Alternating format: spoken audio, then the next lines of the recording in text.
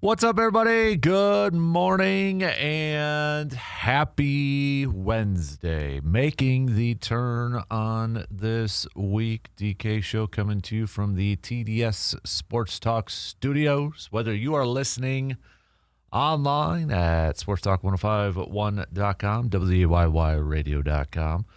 You got the good old radio dials, 105.1 FM, 790 AM. Download the app, take it on the go. Video streams also up and rolling on the YouTube. Just have your Alexa devices as well, smart devices, smart speakers, multiple different ways for you to be tuning in. Shoe Doctor's bullpen line up and rolling. Hit us up with some messages, 715-830-1912, or hang out in the section of 105 chats on our video stream. Oh, man, what do we have on our game plan for us this morning? Well, Brewers won yesterday, last night, 6-0 victory against the St. Louis Cardinals. Brewers securing a series win, looking for a sweep later on today. Kyle Harrison, solid again.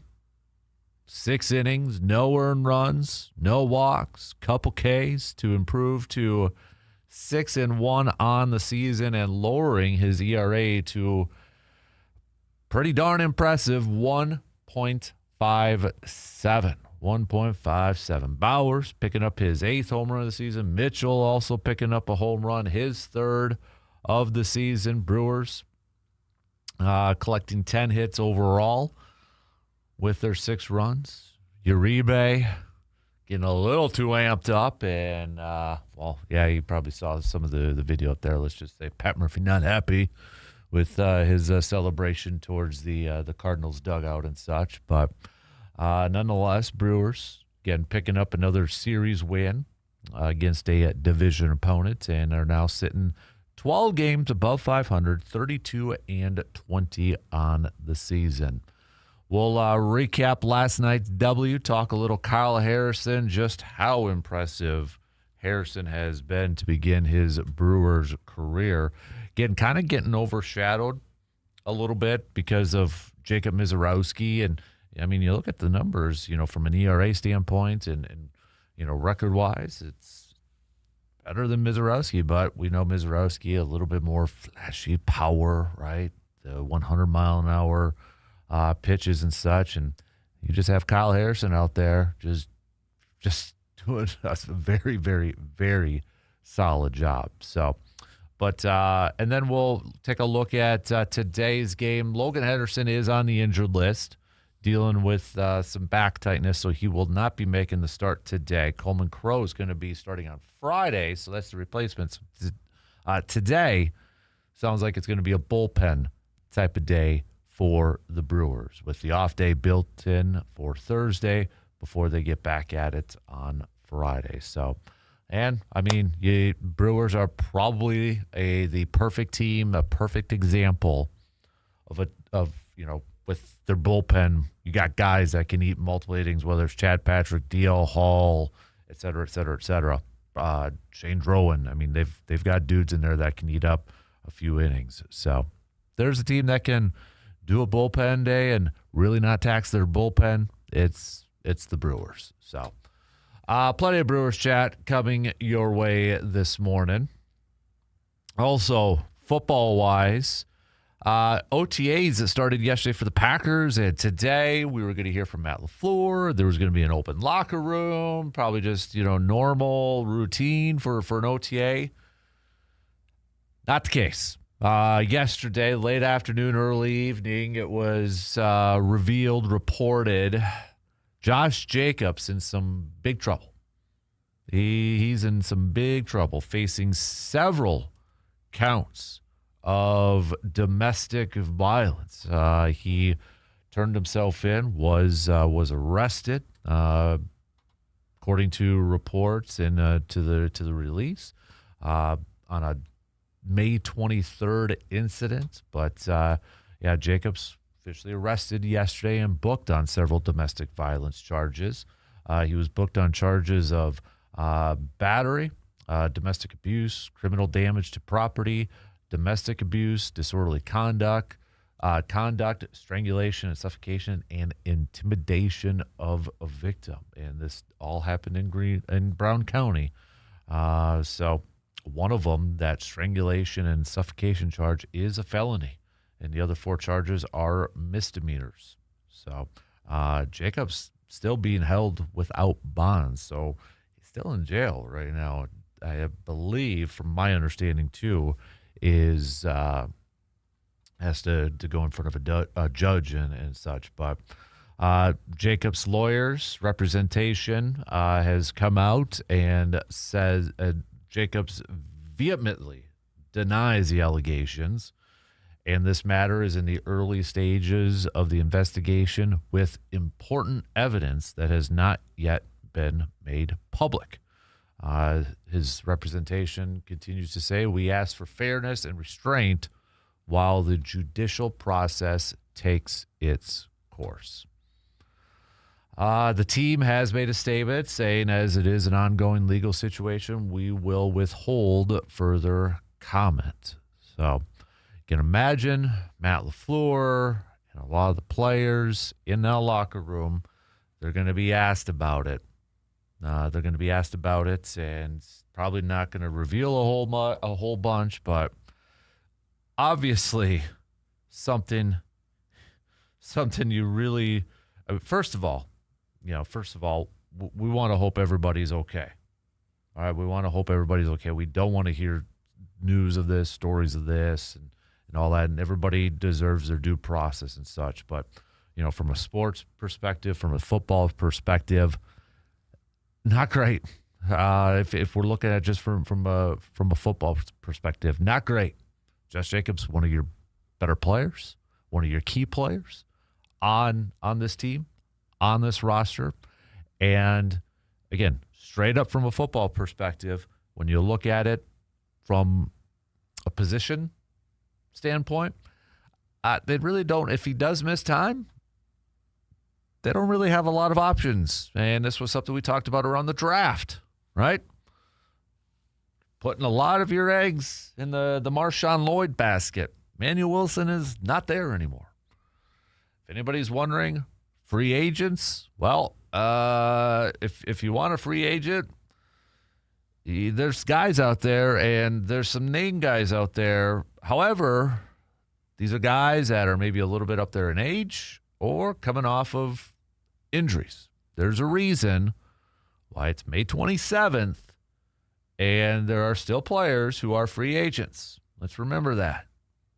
Okay, there's a reason.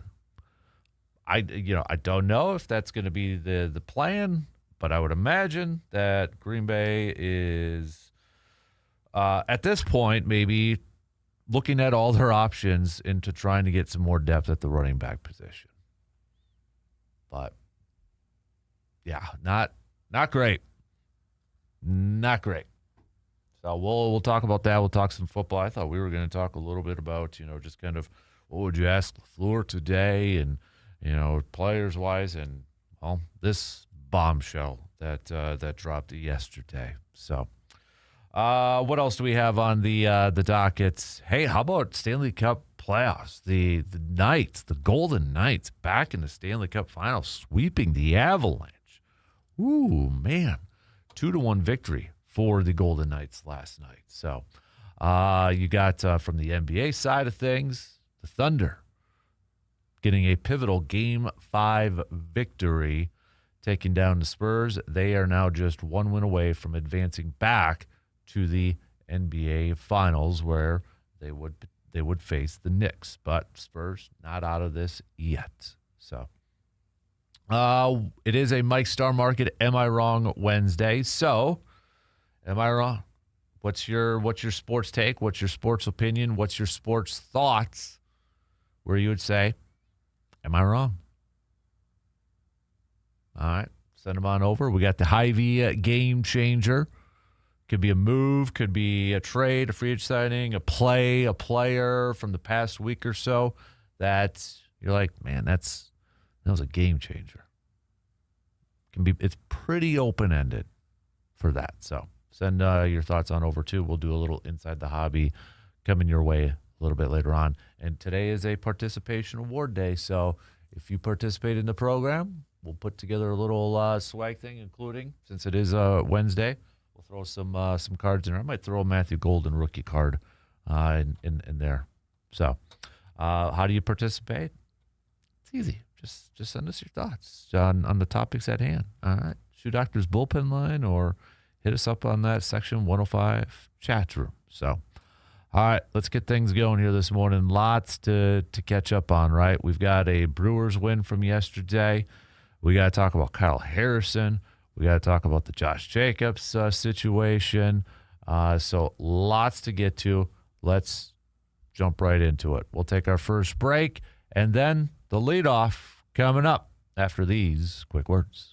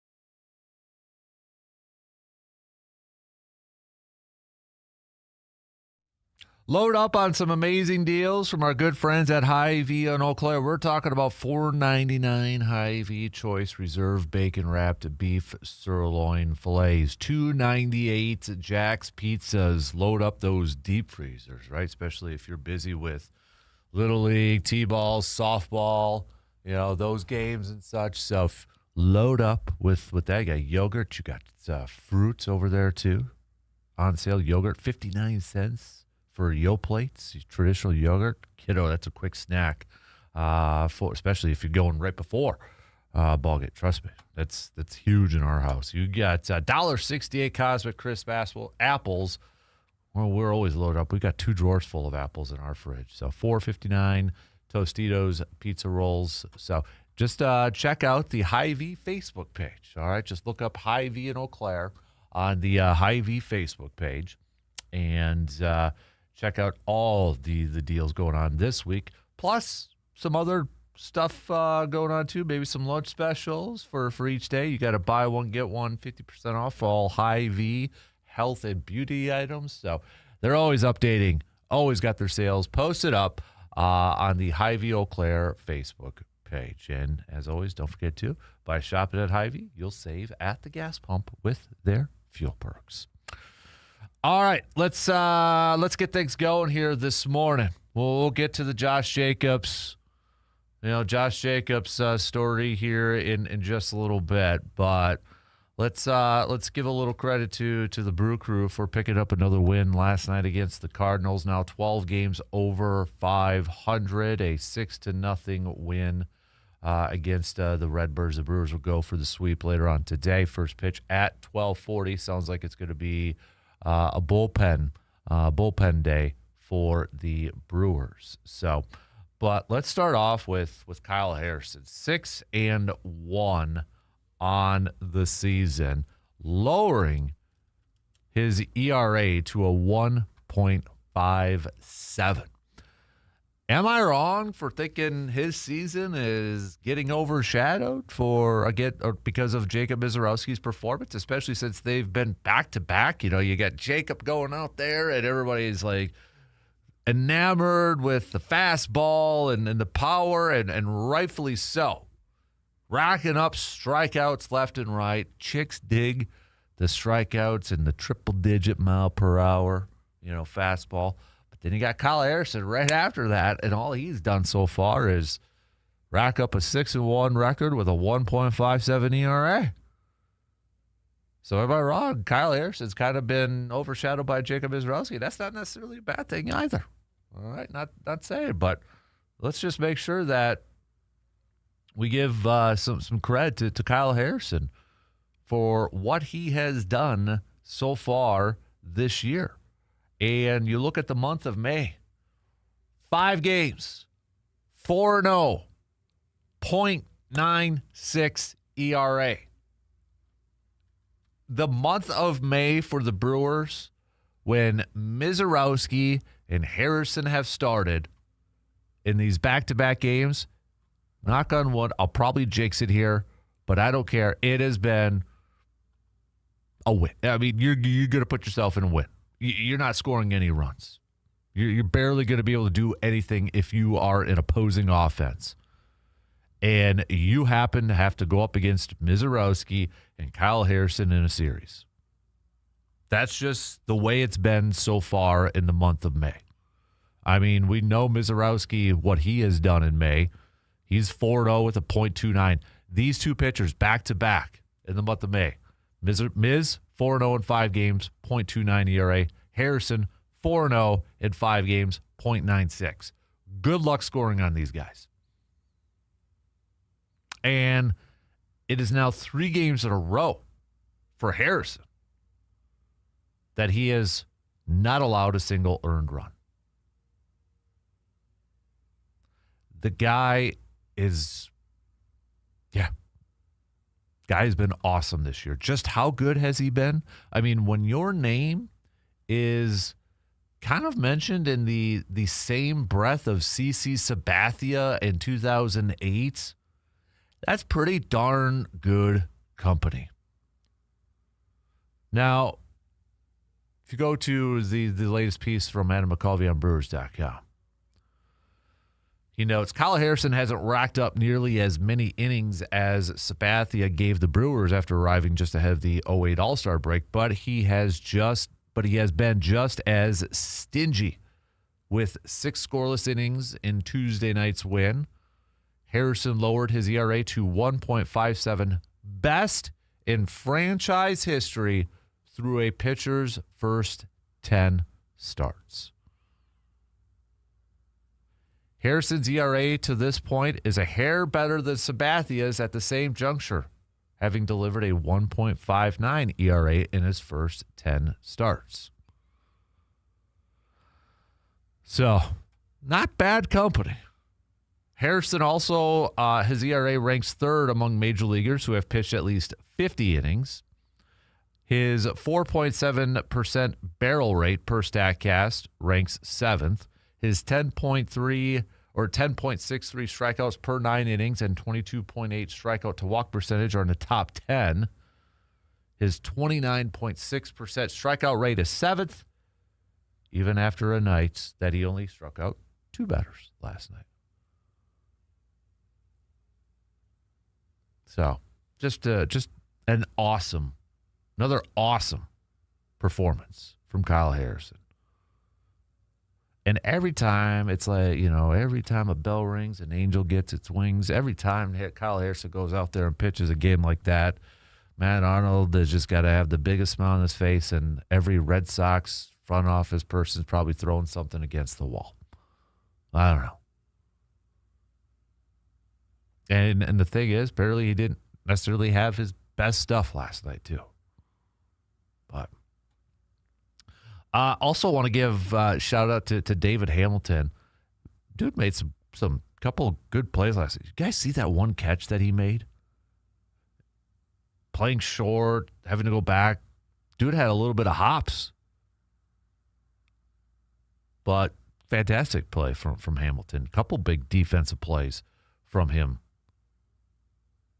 So, tip of the cap to David Hamilton last night. Jake Bauers, his season, dare we say career season so far, picking up a couple of hits again yesterday, including his 8th home run on the season. All Jake Bauers has done so far is hit .290, an .858 OPS, and a .358 on-base percentage. That's all Jake Bauers has done so far. Talk about another guy that has been fantastic. Yelich hitting in the leadoff spot last night. Pat Murphy, 51. Get this, of the 52 lineup cards turned in, 51 have all been different. Different variations. And last night was another one. Yelly hitting in that leadoff spot. What does he do? He collects 3 hits. Contreras continuing his, what I believe, am I wrong? Here's another am I wrong? Am I wrong? I know I talked about it a lot yesterday, but am I wrong for saying Contreras needs more talk about an MVP type of season, at least beginning part? I know it's still early-ish. We're not halfway through, but come on. Couple more hits, couple RBIs. He's up to a .308 batting average. What he does with the young pitching staff. Contreras, am I wrong? Contreras needs a little bit more love out there too. And then Mitchell with his home run collecting 3 RBIs. That was a big home run to kind of shut the door on things last night, in that game last night, that 5th inning, after Contreras hits that double that scored a couple runs, and then Mitchell with that 3-run shot to kind of shut the door there. So, but yeah, good night last night for the Brewers. Uribe, though, getting the ire of his manager, Pat Murphy, doing the, if any of you are like Kenny Powers, watch that and such, doing the double, triple. Let's just go. I don't know. I don't know if I can say it, so that's why I'm avoiding it. But you could go watch the video and such after striking out Cardinals hitter. It was close because it challenged. That really could have went in the face of Uribe, and that's kind of what Pat Murphy was saying too. It was a close challenge, and if that goes the other way, and then all of a sudden that motivates the Cardinals to get going there, it could change the game at that point. But yeah, Pat Murphy not happy with with Uribe's celebration after his, or maybe gesture, if you will. That might be the best way to describe it. Pat Murphy afterwards, Pat Murphy was on the field on the top step and already talking to Uribe. But after the game, Pat Murphy saying it's just unacceptable. I don't know what got over him. I mean, he's been an emotional guy, but that kind of thing, that's just not how we do things. And I was embarrassed by it. Why are we doing it in a 6-0 game? What are we doing there? There must be something deeper that I don't know about. He said, I love the kid. Believe me, I love the kid. There's so much good in this kid. He's been so great for us in so many ways, but that is unacceptable. Uribe afterwards said through his translator, first and foremost, everyone here knows me and knows who I am and knows I have a bit of a history of being emotional out there. I owe an apology to the Brewers. I owe an apology to my teammates, to my manager, all the bosses of the team. I understand that's unacceptable to go out there and react in a way like that. But he kind of hinted at something the Cardinals and Cardinals manager Oliver Marmol was kind of doing, and he wouldn't go into details, but he said, quote, I don't think it's professional for their manager to be making signs towards our dugout saying that he's going to be hitting guys. There's an event that occurred during practice today, and I don't think that's right. I have my teammates back always. When he was asked about what happened during BP yesterday, he said, I don't have any comments towards that. And when he was asked more detail about what he believes he saw from the Cardinals manager, he said it was something during Monday's game, didn't elaborate about specific circumstances, but he said, quote, there was a sign he was doing every time Yelly or William was up to the plate. There's a gesture he was making in the dugout. I don't think it's very professional for them to be making gestures like that, and I don't think it's right for any of my guys to be going out there with any fear in their heads that we may be getting thrown at or they can't play the game they want to be able to play. So, not quite sure full details on that. I guess be kind of interesting to see what maybe happens in today's game. See if there's any retribution or reactions or anything like that. I don't know, but maybe we'll find out more details about that today. I don't know, but all right, we got to take a quick break. We got more Brewers talk. We got to talk about Josh Jacobs and that situation and such. So we'll take a quick break, and we'll be back after these few words.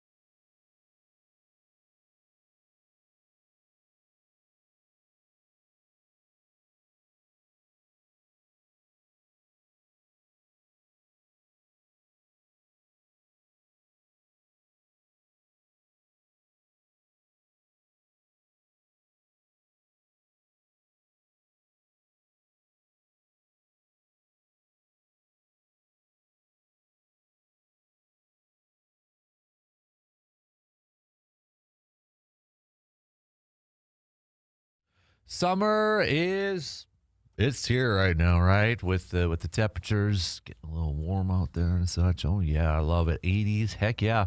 And that means it's time to hit the road in something that you love. Where do you go? Hey, hit up Toyson Ford, because there you will find a great selection of new and pre-owned vehicles ready for any adventure. Looking for power, maybe some comfort or reliability? They've got it all, backed by a team that's committed to making your car buying experience easy and stress-free. So whether it's a weekend getaway or your daily drive, make sure you are riding in style this summer. Toyson Ford in Chippewa Falls, where your next journey begins. Speaking of Toyson Ford, the Eau Claire Express, they're on the road tonight, and they're going to be on the road for the next few nights. They did fall last night to Fond du Lac, 7-3. So the Express looking for their first win on the season. But they'll be hitting up Rochester tonight and tomorrow night, and then Thunder Bay Friday and Saturday before returning home on Sunday to take on Thunder Bay for a 2-game series. So, Mark, you stole my game changer. You stole my game changer, Mark. Mark says the Josh Jacobs situation could be a game changer, but not the direction we want the game to change. And I co-sign that. I agree with you. Again, straight from a football perspective, we want to make sure everybody's safe, everybody's good, everybody's okay. Obviously, we don't want to hear, regardless of who it is, we don't want to hear about situations like this. We'll see the due process kind of play out. But straight up from a sports perspective, a football perspective, if just looking at this is bigger than football, obviously. But if we're looking at it from a football perspective, and if Josh Jacobs misses time because of this, it is a huge, huge loss to this Packers team, for a team that has Super Bowl aspirations, Super Bowl goals, a key part of that on this offense. And you look at the depth at the running back spot, there really ain't anything there. It's something we talked about in the draft. You're putting a lot of eggs in the basket of Marshawn Lloyd. Manuel Wilson is not there. It's Marshawn Lloyd. It's Chris Brooks. And I don't know how I feel about that. I know how I feel about that. I don't feel great about that. And if you're looking at the free agent market, if you're looking at, hey, who's out there that they could bring in? Sure, there's some names you've heard of, but they're all coming off of injuries and some major injuries, and then you kind of look at age and such. It's May 27th. There's a reason guys are still free agents out there, okay? But yes, I get there's name recognition with it. Joe Mixon, Najee Harris, Austin Eckler, Antonio Gibson, Nick Chubb. Guys we've all heard of, right? But they're all coming off of injuries, whether it's an Achilles like Harris and Eckler. Nick Mixon has a leg injury. Gibson tore his ACL. Nick Chubb, remember that gruesome injury, knee injury from a few years ago with Cleveland? So I don't know if let's operate with the idea that Jacobs is going to miss a lot of time. Now, I know I was trying to look this up last night, and depending on the counts, because these are some severe counts. I mean, there's a felony count in this against Josh Jacobs too. So this is not good. This isn't. We'll see how it all plays out. But if he misses time, like the NFL suspends him, my understanding, a first-time offender would be 6. But I don't know if it would be more given the nature of these counts. But if Green Bay does decide to say, all right, we need to add some more depth here, and we need to add another running back, where do you go? Harris on here is the youngest, maybe more recently having success with the Steelers. He was with the Chargers last year, but again, got hurt. Mixon had a good run with like Cincinnati and such, but he's up there in age. Eckler tore his Achilles against Green Bay last year. He's 31. You got Antonio Gibson, who's a little bit younger than Harris, but coming off of an ACL. So, I mean, there's veterans, there's names, but this is giving me like these Cedric Benson vibes when Green Bay signed him. So I don't know where they go with this. Oh, you just really got to hope that Marshawn Lloyd is going to stay healthy and that he could be a dude. That's what you have to hope for. I don't know. And then, Emmanuel Wilson right now, man, I wish they would have kept Emmanuel Wilson. But maybe Emmanuel Wilson is somebody that's after Seattle goes through training camp and preseason. What's the Seahawks depth chart? I know they lost Walker to the Chiefs and I know they just drafted a running back. So maybe there's a chance that Emmanuel Wilson could be released in training camp or after preseason, and Packers can bring him back aboard in that. Let me bring it up here. Otherwise, you're talking trades. I saw some people throwing out Alvin Kamara as a potential. But, again, you'd have to throw some picks. You'd have to take on that contract. Or running back here for Seattle. Okay, so Emmanuel Wilson's actually listed as their third running back on there. I don't know. But, it's a crappy situation. It is an awful situation. And if we look at it straight from a football perspective, it is a huge, huge hit to this team. Now, Matt LaFleur is going to be talking today because OTAs began yesterday and, going to be talking for the first time today. He's going to be asked about it. There's going to be a lot of questions about it. Just already say, throwing it out there, he's probably not going to give you very detailed answers. And I know there's going to be fans probably frustrated about that, but they're going to let the legal process play out. Players are going to be asked about it. There's open locker room today. Don't know what players are going to be talking and such. They're going to have to answer questions about it. Obviously, not great. Not great. But got a couple texts here. John says, after Uribe's comments, I think a Brewers player is getting a fastball to the side. Let's go, crew. Josh says, I can't believe Jacobs. Unbelievable. Maybe he is innocent, but usually when it comes down to it, where there's smoke, there's fire. Details the season, 3.5 months. Details, or is that supposed to be derails the season 3.5 months before it even starts?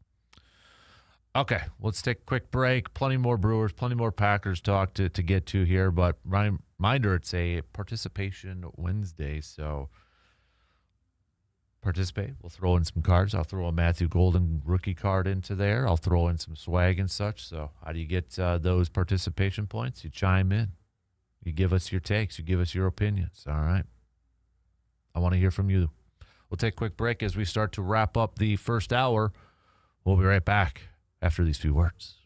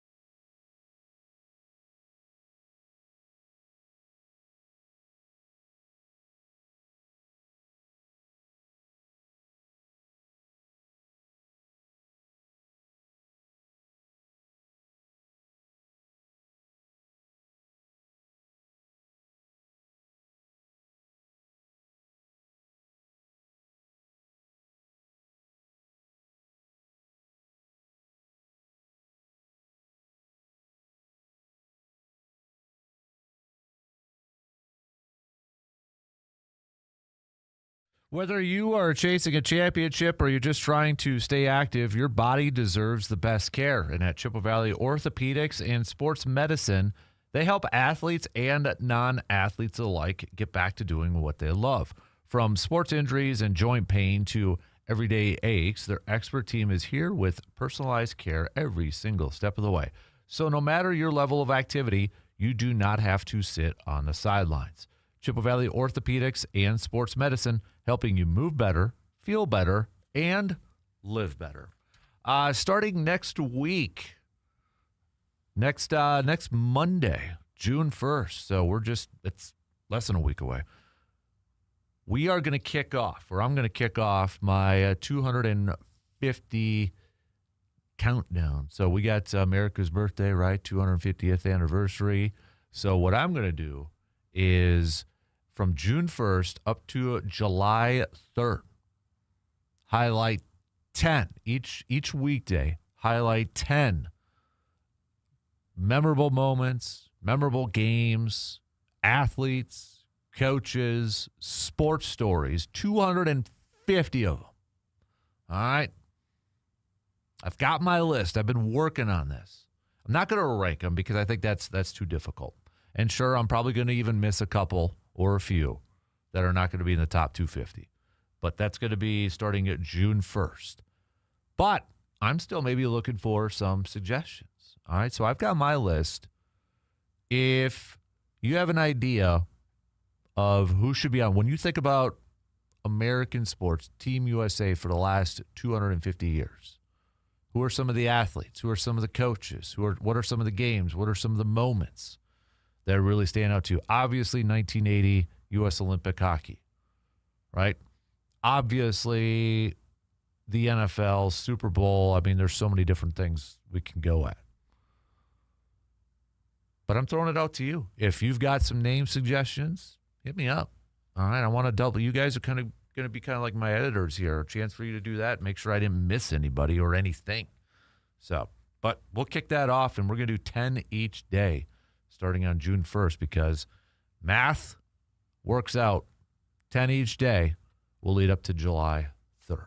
So the 250 countdown will begin next Monday, and we'll do it on the show, but it'll also be a main feature on Man Cave Podcast because there's going to be some days, I can already tell you that I won't be in for the program, but it will be up on the podcast. So if you got a hot minute, don't forget to follow and subscribe to the Man Cave Podcast wherever you get your podcasts, Apple, Spotify. It's also available on YouTube. YouTube, click that subscribe, ring that bell button over there. I hate using the word subscribe because it makes it sound like you got to pay. It's all free. Subscribe, follow, whatever lingo that you want to see. It does help, too, when you leave a review. So if you got, just say thumbs up on Apple, Spotify, or anything like that. It does help. It helps get the word out there, the algorithms and such. So it takes you just a few seconds. Be a friend, tell a friend. That'll help in the participation points, too. Maybe I'll send you some swag or stuff with that. So, all right, just a couple minutes left at the top of the hour. So hit me up with your high-V game changers.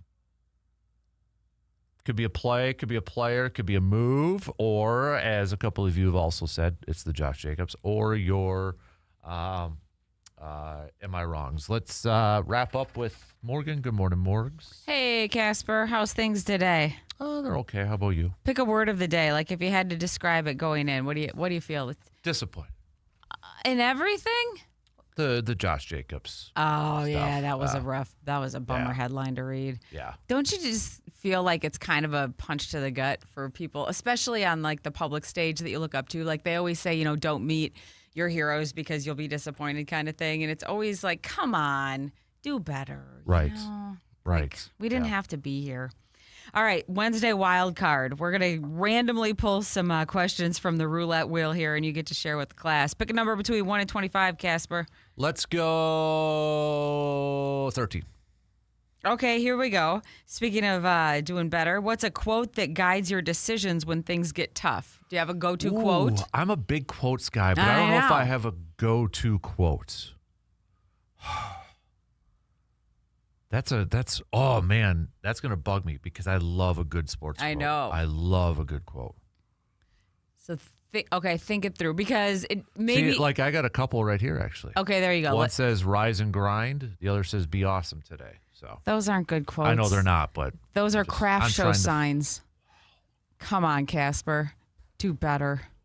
Okay, there's my quote. There's my motivation for There today. is a Just quote that do I better. there is a quote that I love that is kind of it's like a quote, but it's also an overarching life approach.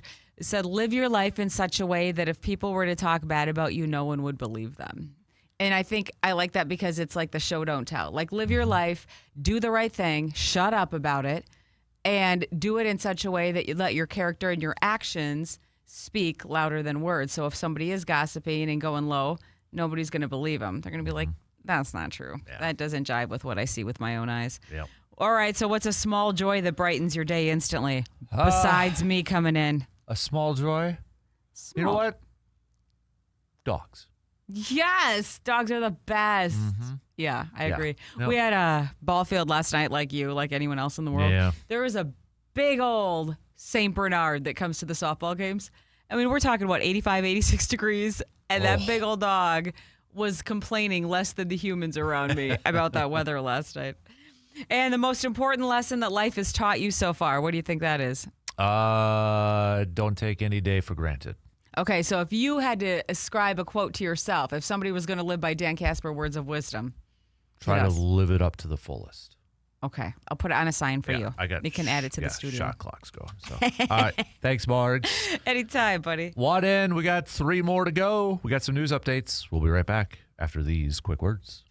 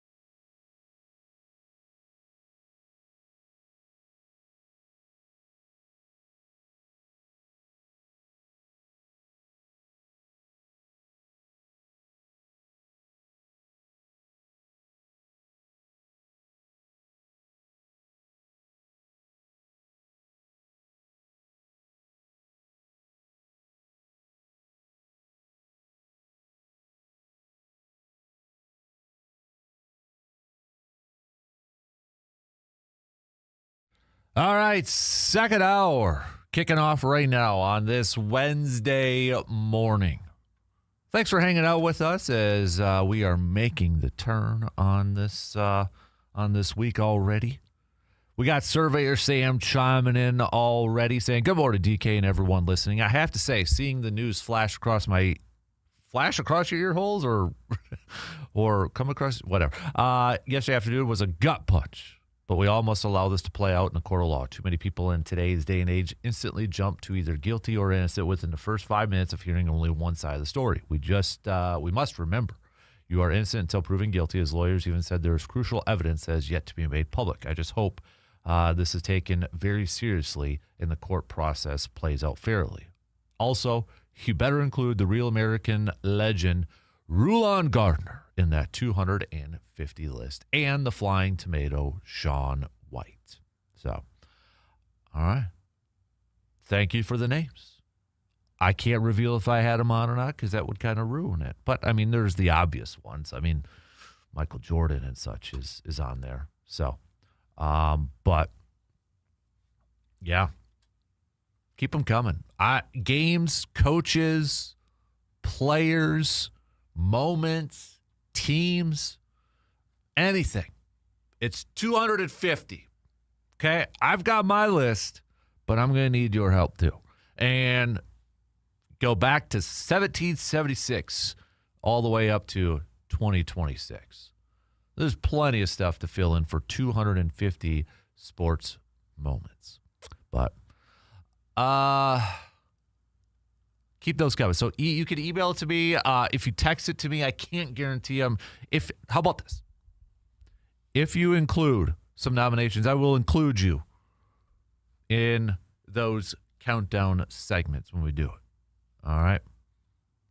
Countdown segments. So it's 250 for 250 for like the nation, for America, Team USA, Team America. We're talking like the big ones out there. When you think about the history of American sports, that's what we're kind of looking at. When you're looking at the history of American sports, what are some of if you're top 250 moments? So, all right. We'll get back to some more Packers talk, obviously, with the Josh Jacobs situation. Yeah, but I well said, Surveyor, too. I think that's well said from you. We're going to hear from Matt LaFleur in a few hours. You can guarantee he's going to be asked about that a lot. Can also guarantee he's not going to answer really anything in detail. But players are also going to be available to the media today at OTAs. And I don't know which players are going to talk or which players are going to be available, but they're also going to be talking about that too. So, yeah, there's a lot to kind of digest. I don't want to maybe necessarily go into a whole who should they pick up from a free agent thing yet. Let's just pump the brakes on that at this point in time. So, Brewers, though, back at it today, 12:40 first pitch. Looking for the sweep against the Redbirds of the St. Louis Cardinals. One of my am I wrongs is, am I wrong? Well, actually, two of them were related to the Brewers, but am I wrong? Kyle Harrison's season is being overshadowed because of what Jacob Misiorowski is doing and maybe not getting as much national attention as it probably should. That's what I believe, but that's not a knock on Misiorowski because Misiorowski 100% deserves all the attention, all the praise that is coming with it. There's no debate about it. There's no question about it.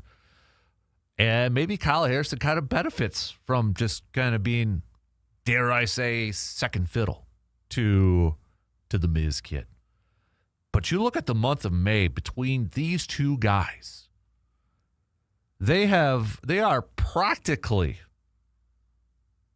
unhittable, or you're not going to be able to score on them at all in the month of May.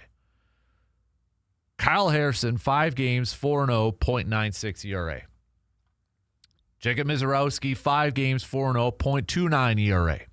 Misiorowski has allowed 1 run in the month of May. Kyle Harrison has allowed 3, but in his last 3 starts, he has allowed 0. 0 earned runs. These two, the dynamic duo, are going to be so fun to watch for years and years to come for this Brewer squad. It is to the point, for me, right now, it is to the point that when it's these two guys, their turn in the rotation, I'm feeling good about those 2 games that we're going to come away with a W. I don't care who's on the other mound. I don't care who they're going up against. Because you look at it, these two, they've gone up against these are the last 4 games, the opponents that they've gone up against. Yankees, Padres, Cubs, Cardinals, playoff teams, playoff caliber teams. They've gone out there and have pitched awesome games. Put their team in a position to win, and a lot of instances have won those games. Outside of the Miz one, that wasn't his fault by any means against the Padres.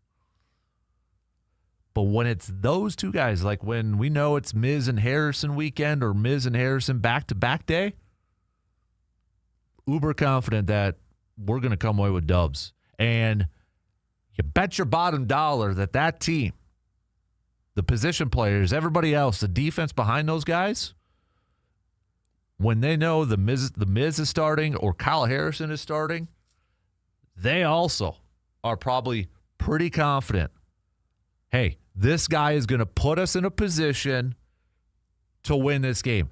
We have to do our job. If we do our job, we're going to get this thing done. Those 2 guys, they're going to do their job. More times than not, and yes, there's going to be hiccups, but you can't, we can't forecast that. We don't know when it's going to happen. But when those 2 guys are on the mound, I guarantee you, the defense behind those guys, that batting lineup, that order, the rest of the squad, they're feeling really good about their chances to win. And they come in with the mindset, as long as we do our part, we're going to win this thing. We don't have to worry about our pitcher. He's got this. Guy's a stud. We just got to do our part. To have that confidence, to have that mindset, I love the fact that Mizorowski and Harrison are the duo leading this ball club. They're so fun to watch. Just another spectacular, solid outing. And the thing is, you hear Pat Murphy and such after the game, Harrison didn't really have his stuff last night. And he only had 2 Ks. But if that's a down performance, going 6 innings, 4 hits, not issuing a walk, a lot of pitchers would take that, and that would be like a fantastic start for them. So the Brewers, again, it'll probably be a bullpen day today because if you go on and you're trying to see the pitching matchup and such, it's TBD for the Brew Crew, which Coleman Crow is going to be called up, but Pat Murphy said he's going to get the starts on Friday. Brewers have the off day tomorrow. So, yeah, it's going to be a bullpen day. And if there's a team that has the bullpen that can really go out there and have a bullpen day, it's the Crew. They've got options. On the flip side, Dustin May is going to get the start for the Cardinals. Now, Dustin May, in 10 games this year, he is 3-5 with a 5.0 ERA. And you look at what he has done lately, and you talk about Harrison and Mizorowski having really good months of May. Dustin May has not had a very good month of May, pun intended. 4 games, 0-3, 4.63 ERA. He is coming off of a loss against Pittsburgh back on the 21st, where he went 5 1/3, 4 earned runs. Kansas City, a no decision, 6 innings, 3 earned runs. Padres back in the 9th, a loss, a couple earned runs. Dodgers, Back on May 3rd, 6 innings, 3 earned runs. So, yeah, I mean, quality opponents for sure. Experience-wise, Rangifo is the only one that has 4 career at-bats against him, and he's 500 with a perfect 1.000 OPS. But that's because, I mean, you look at, he was with Boston for a hot minute last year. May spent some time with the Dodgers in the beginning portion of his career, first few years of his career, but last year was with Boston, was just 1-4 with a 5.40 ERA with Boston last year. With the Dodgers last year, he was 6-7 with a 4.85 ERA. But kind of, yeah, I mean, the fact that he did spend some time with the Dodgers and such, and to not see really a lot of experience going up against the Brewers lineup and such. So, but again, 12:40 first pitch. Coverage will begin at 12:05. I would expect probably, if we look at guys who pitched yesterday for the Crew, that we're probably going to see a good dose of Aaron Ashby, maybe Chad Patrick, DL Hall, Shane Drowan. None of those guys pitched yesterday. It was just Anderson, Uribe, and McGill. So you got guys that can give you some length coming out of the pen for sure. All right, let's take a quick break. Plenty more to get to here on this Wednesday morning. We'll be right back after these few words.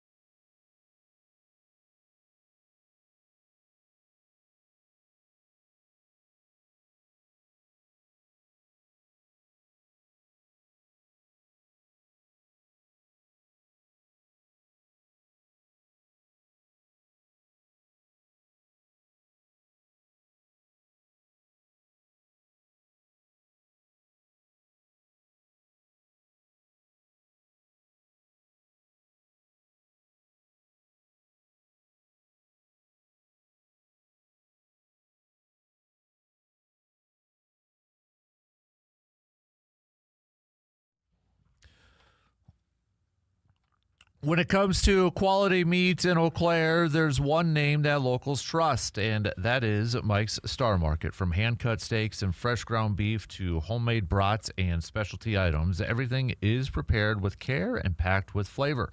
Planning a cookout or filling the freezer or just looking for something better for dinner tonight, Mike's Star Market has you covered. Stop on in today and taste the difference. Mike's Star Market, your hometown butcher shop, right here in Eau Claire.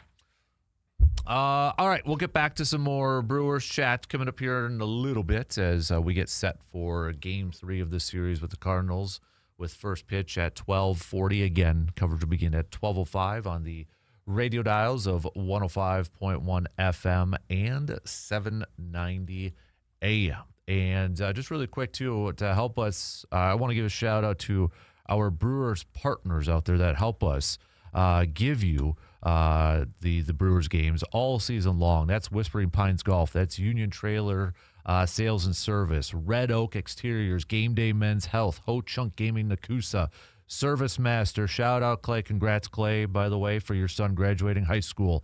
SCS Swiderski, Steeltown, the Real Estate Institute, Metalcraft Riverside, and Advanced Concrete. Hans, with those commercials that you hear all the time, raise it, don't replace it. So big thanks to all of our Brewers partners for helping us bring you the Brewers games all season long.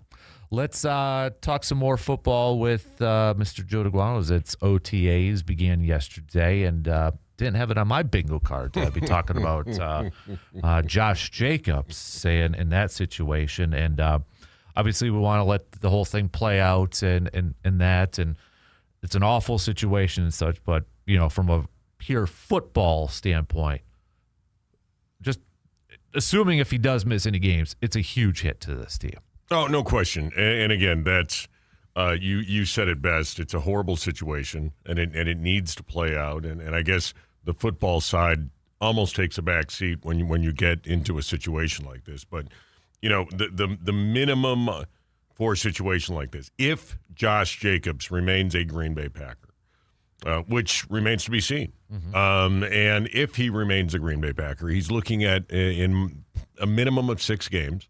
If you look at history, and that was the one position where Green Bay did not have a plan B. And so, I think this thing needs to play out in the courts. It needs to play out. And again, I feel for everyone in a situation like this. And I had a unique perspective back in the day of when former Packer Amon Green went through something like this. And Amon and I had become friends at the time. And matter of fact, he and I had been talking about working him into kind of a statewide radio type of thing. And the news broke, and I called him right away, and he told me his side. And his side, of course, was very different than the side that was reported in the news.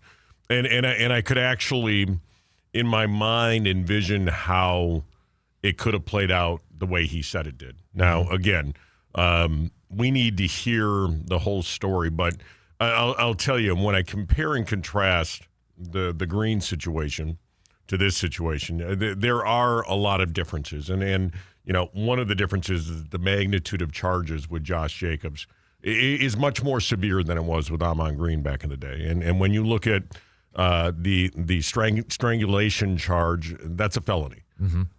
The others are misdemeanors. And again, you've got 5 charges pending against Josh Jacobs. And going back to it when I said, it remains to be seen if he's a Green Bay Packer, there's no more guaranteed dollars owed to Josh Jacobs. I think Green Bay, this is a fine line. Green Bay has to straddle this fine line where they don't want to be hypocritical. They want to make sure that due process is played out.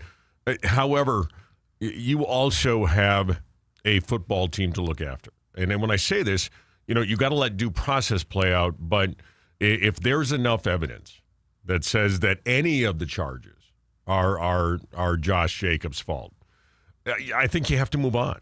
And again, at that point, Goody's got to go to work and figure out what he needs to do, and I'm sure at that point you're looking at free agents, you're looking at making a trade, you're looking at doing whatever, because there's no question. You and I have had the conversation. And again, I want to say this: the football part takes backseat. It absolutely takes backseat to this. But you and I have said all off season that Gutekunst has been building this team and planning this off season because he feels this team is a Super Bowl contender. And so, if that is the case, which I think we all feel that is the case, and Green Bay does move on from Josh Jacobs, and again, I'll say it again, if he's guilty on any of the charges, I think you move on from him. I absolutely 100% think you have to move on from him. But that being the case, again, the football side of things, if I'm Brian Gutekunst, I'm saying, all right, let's make a deal. And because you can't, this offense runs with play action. This offense moves with play action. This offense counts on play action to make this thing work. And with Chris Brooks or maybe Marshawn Lloyd, now again, if Marshawn Lloyd had been healthy the last couple of years and flashed what we think we can see, I'd be, all right, let's move on. Let's ride, to quote Russell Wilson. But I don't see that. I don't see that at all. But again, I want to, when the news hit yesterday, it was a gut punch, and you feel for everyone in a situation like this. And I had a long talk with my wife last night. And again, we don't know the situation, but my wife said this. She knows, obviously I've got sons and we've got a blended family, but she said, look, if I was a mom of a professional athlete, male professional athlete, I would tell my son never to put yourself in a situation where it's a he said, she said. Never put yourself in that type of a situation where you're alone with a woman. She referenced, Keanu Reeves. And apparently Keanu Reeves, every time he's in a photo with a woman, his hands are up. That's right. And so she referenced that. And she just said, you just can't put yourself in a situation where it really, truly becomes a he said, she said. And again, if Josh Jacobs did what he is reportedly or had done, there's no place for that. There's absolutely zero place putting your hands on a woman. And again, if there's any ounce of guilt, cut him. No, I would totally agree with that. And again, from a football perspective, we were talking about this at the draft with the depth at that position, and now it gets really. One thing, Marshawn Lloyd should have fresh legs since he's right. Not really One playing. would hope. But it's such a huge, big question mark and a huge unknown. You look at it, it's Lloyd, it's Chris Brooks right now, and then some undrafted free agents. Yeah, and that doesn't bode confidence-wise in myself, and now. Manuel Wilson is with Seattle, so it's not like they can bring him back at this point. And I know people are throwing out trade scenarios for like an Alvin Kamara and that, but then you got a huge contract that you're taking on in that. So, there's a lot of dominoes to fall in this place. But, for a team that is in a win-now mode to have one of your best players going through this. You're captain of your team last year. Yeah. Captain of your team last year. Yeah, it's just – and the one thing, too, is now his teammates got to answer all the questions about it, which they're going to today. Matt LaFleur is going to be up there. He's not going to – anybody hoping to hear anything, you're not going to hear anything. And, it's just they're going to – I can tell you right now, they're going to say we're going to let it play out, let the legal process play out. And that's what you have to say at that point if you're Matt LaFleur. And that. You that's what you say. But, gosh, what a big hit. For a team that's coming in with a lot of excitement for this year. Yeah, again, going back on the field, there's no question. If you would have said, what is the one player? Look, you're going to be without Micah Parsons for the beginning of the season. You're going to be you may be without Tucker Kraft for a little bit of that start of the season. So you say to yourself, okay, who's the next outside of Jordan Love? Who is the absolute guy that you can't lose? And really, it was Josh Jacobs. And again, the way that this has come down, and the more the story comes out, the more ugly it sounds. And again, I just in my gut, I think that Green Bay moves on, and I think that's the right move. And I think then Goody gets into football mode. And he's got it. The timing, and I hate to say this way, the timing actually works in Green Bay's favor. You've got the June 1 cuts. Mm-hmm. You've got June 1 salary relief. Mm-hmm. So you can go out and swing a deal because Nate Hobbs comes off in a couple of days. Mm-hmm. So you're going to gain some cap there. You're going to gain some cap if you do move on from Josh Jacobs. He's got some dead money, but the cap hit, or the cap savings, I should say, outweighs that dead cap hit. And so you're going to have the flexibility to make a move. And again, it's May 27th. This wasn't August 27th. Mm-hmm. And so from a Packer standpoint, you've got time to make a significant move. Mm-hmm. And so all is not lost. But from a human standpoint, this just, it's horrible. And I don't care, again, what happened.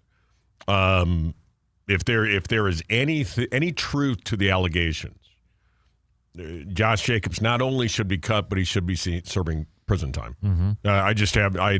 I feel very strongly about that. And again, Dan, one of the things that's frustrating is you just hear this more often. Yeah. Than you should. And my wife and I talked about Ray Rice, right? Yep. That was it. Yeah. My wife and I talked about Ray Rice in that situation because we talked about the elevator video and even in that one, what was there fighting on both sides? Yes. If you go back to that video, no question.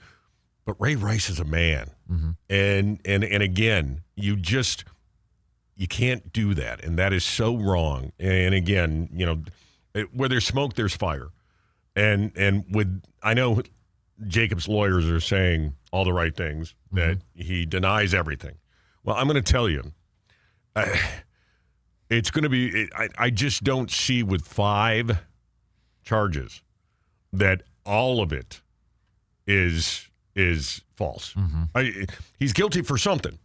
There's no question. What severity? What was the whole story behind it? But at some point, he did something to her. Mm-hmm. There's just no question of that. And so, again, it's just it's ugly. It's the sad side of sports because we do hear it a lot. And, again, I'm the zero tolerance policy when it comes to this kind of thing. Yep. But going back to that football side, there is time to make a move, and Green Bay has the wherewithal to do so. If we kind of look at it from a free agent standpoint, there's names that are still out there. However, it's still May 27th, and they're free agents for a reason, and a lot of them are coming off of major injuries or age, whether it's an Achilles like Najee Harris and Austin Eckler, knees like Joe Mixon, and Nick Chubb's out there, but he had that gruesome one from a couple of years ago and such. So, I mean, they're named. It's giving me Cedric Benson vibes when we kind of, tried to bring in a veteran running back. Yeah, I go back even further. Reggie Cobb. Yeah. When Green Bay went that route. And so, look, and it might be where they go a couple of different avenues, where they might go out and pick up one of those names, but still try to make a move via trade. Mm-hmm. And again, there's time to make this thing work. You don't want to say, well, the season's lost on May 27th. You don't win a Super Bowl in May. You don't lose a Super Bowl in May, is my opinion. But you look at it, and I do think, I think that whatever happens on the football side with Josh Jacobs, I think it happens quickly. Yeah. I don't see this dragging on. I see if Green Bay, if there is an ounce of suspicion that they move on. And he put himself there. People say, that he was the heart and soul and all these types of things. I'm sorry, but there's that Dr. Jekyll and Mr. Hyde side of football and of football players. And I just think for Green Bay to still have Super Bowl aspirations, the longer this thing lingers, the longer Josh Jacobs is a question mark on this football team, I think that hurts Green Bay's chances. Mm-hmm. And I think, again, some very hard conversations at 12:65, but I think ultimately Josh Jacobs gets cut and the Packers move on. And, you mentioned the June 1st ones too. And, I mean, maybe something happens in preseason, like a la Ryan Grant, an example of that, where they, that's a possibility too. And I know we're kind of getting far ahead of ourselves at that point. But, right, no doubt. There's that, and I think that goes to the point. It's May 27th, and there's a lot of time between now and middle of September before we start the season. Yeah, to figure that situation out. Yeah, and I do think it. I think the one part resolves itself very quickly. I don't see this lasting long. I think the Packers cut ways again. If there's any suspicion whatsoever, and I feel there is, I feel that these charges are not all going to be just completely dropped and moved into thin air. I think where there's smoke, there's fire. I think he's guilty. To what extent, I don't know. I have no idea about that, but I think he's guilty, and I think Green Bay moves on and looks elsewhere. So, sad story. And it's a sad story, and it's a sad story when you hear this. And it seems to happen a lot with football. And it's that side of the game, that ugly side that we don't like to talk about, and that's the aggressive nature of football. And the fact that a lot of times these men don't know how to control that aggressiveness, and it's just hard. It's hard to see for someone who loves the sport as I do and as you do, and someone who maybe has sons that play the sport and that type of thing, like you do and I do. And so it's rough. It's a tough situation, and my heart breaks for a lot of people in this corner. And again, I just think I think he's guilty, and I think Green Bay moves on very quickly. Switching gears here, I know it's OTAs, and maybe we don't see it as much, but I wanted to throw this question out to you. You're Christian Watson. You're advising Christian Watson. Oh, I was going to say, if I'm Christian Watson, man, I probably would not be sitting here with you today. Right. You're advising Christian Watson. Yes. Do you have him show up to OTAs and training camp without a contract? Without a new contract? 100%. In this situation. Because I think Green Bay has done good by him. I do. I think Christian Watson has all the talent and ability in the world. And I think the game changes when he's in the lineup. I think the Packers have shown good faith in him, and I think he returns the favor. I don't think I know it can happen to anyone. I don't think the risk of injury in OTAs is that large. And again, don't get me wrong, you hear it all the time. A non-contact drill, all of a sudden a knee or an Achilles or something. But I would, if I were Christian Watson, I would, because I think Green Bay and I think Gutekunst has said, all along that Tucker Kraft, Christian Watson, and Devontae Wyatt are in line for a raise. Excuse me. So I think going to that point, if you will, I think if I'm Christian Watson's camp, I'm okay, you guys have done good by me, and I get it. He's got X amount of years to earn X amount of dollars. I understand that side of it. And maybe I would be thinking differently if I was in his camp and realizing that, look, if he gets hurt, I'm losing a lot of money.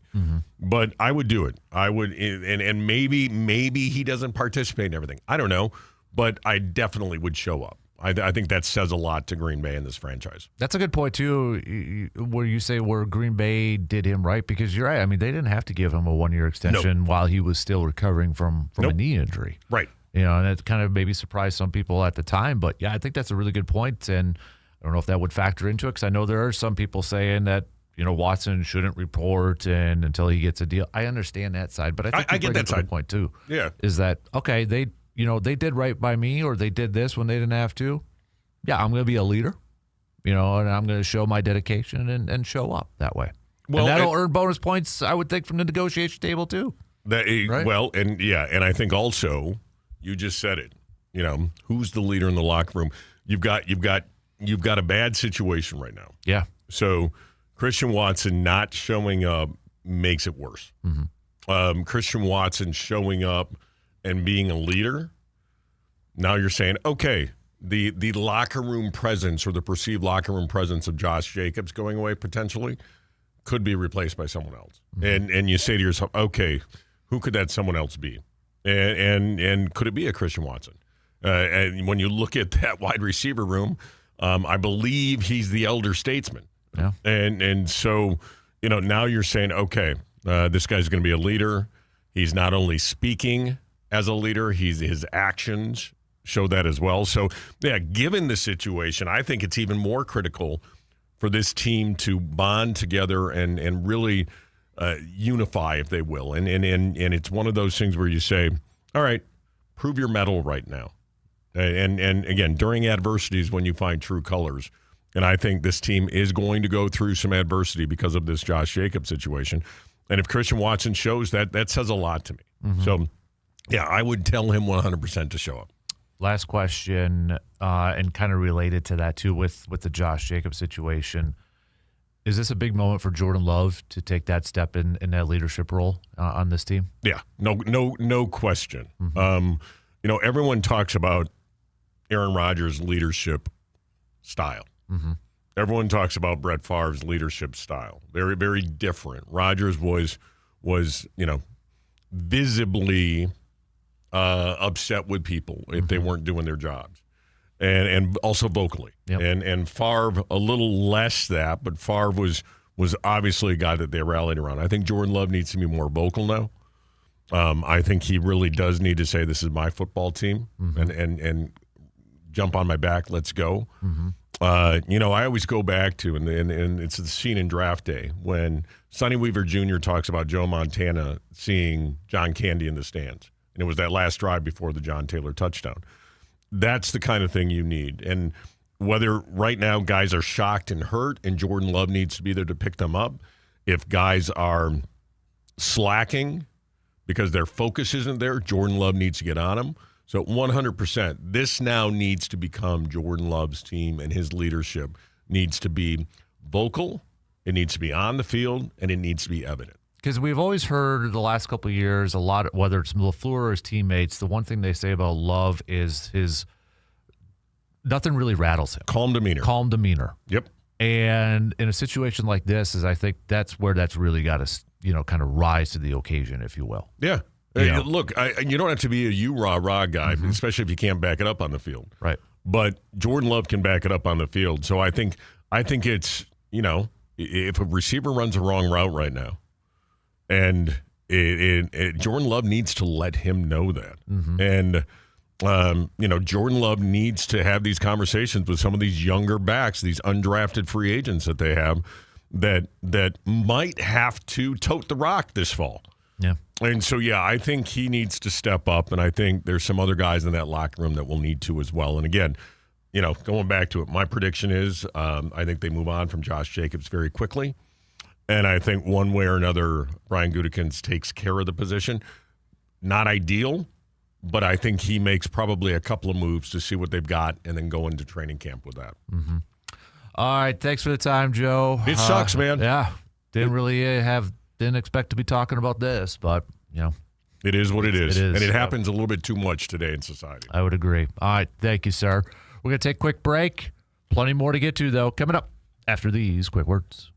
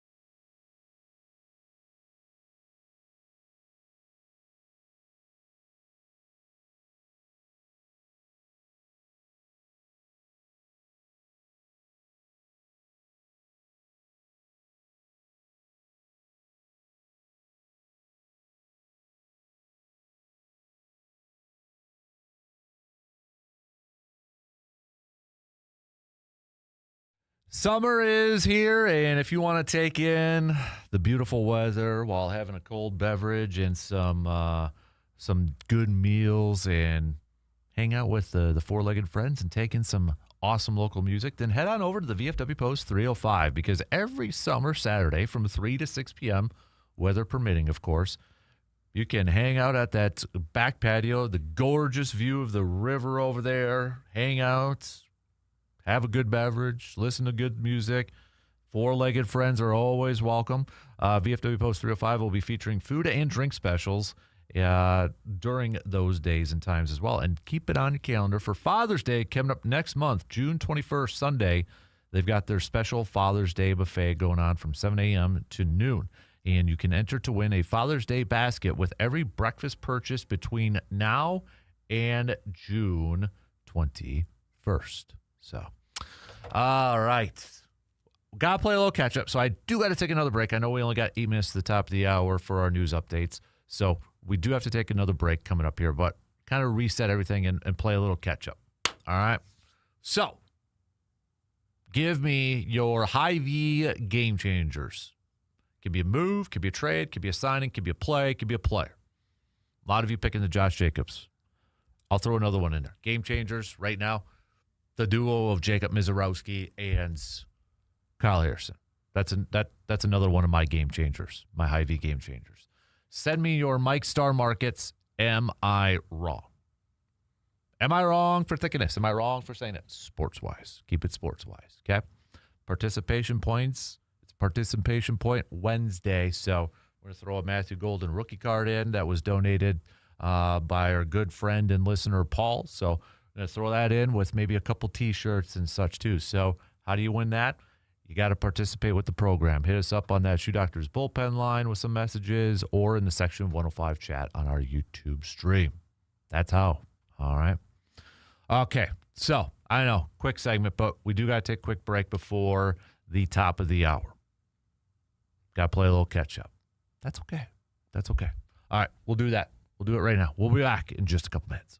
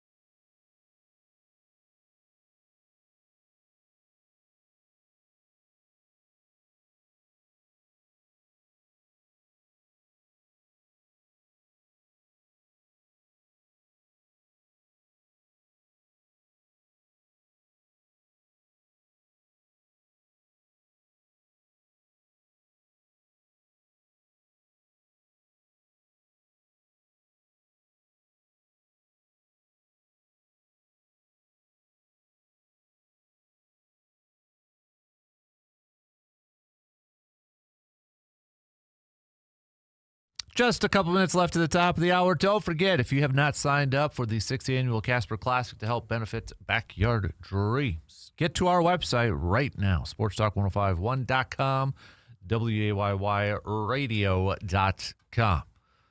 Get your two-person team signed up for either the 7:30 tee time, the 10 a.m. tee time. 10 a.m. tee time, we only got a couple spots left, or the 1 p.m. tee time.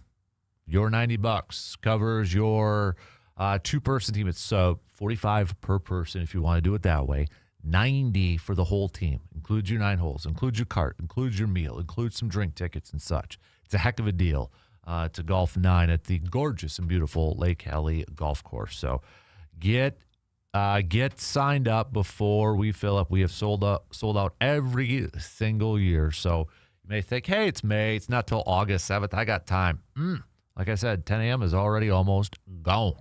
So get your team in. If you are interested in sponsoring, or like sponsoring a hole or sponsoring the event, or donating a raffle prize, hey, I would love that.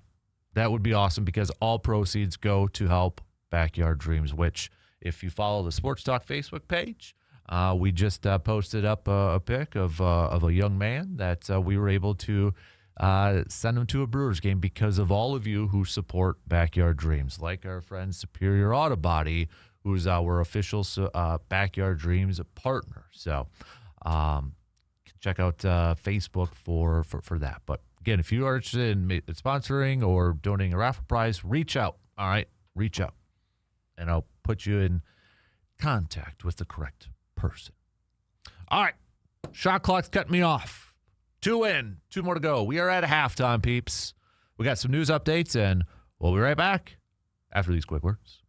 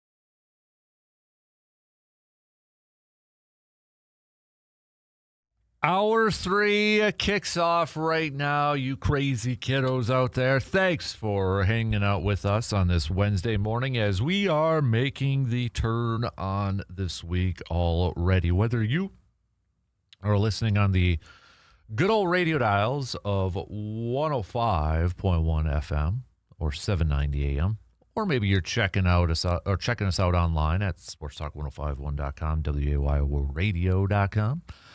Or the app, the Wisco Sports App. Download it, take it on the go. Video stream, checking that out on YouTube. Alexa devices, it don't matter. We appreciate it. We thank you for hanging out with us and making us a part of your start every weekday morning.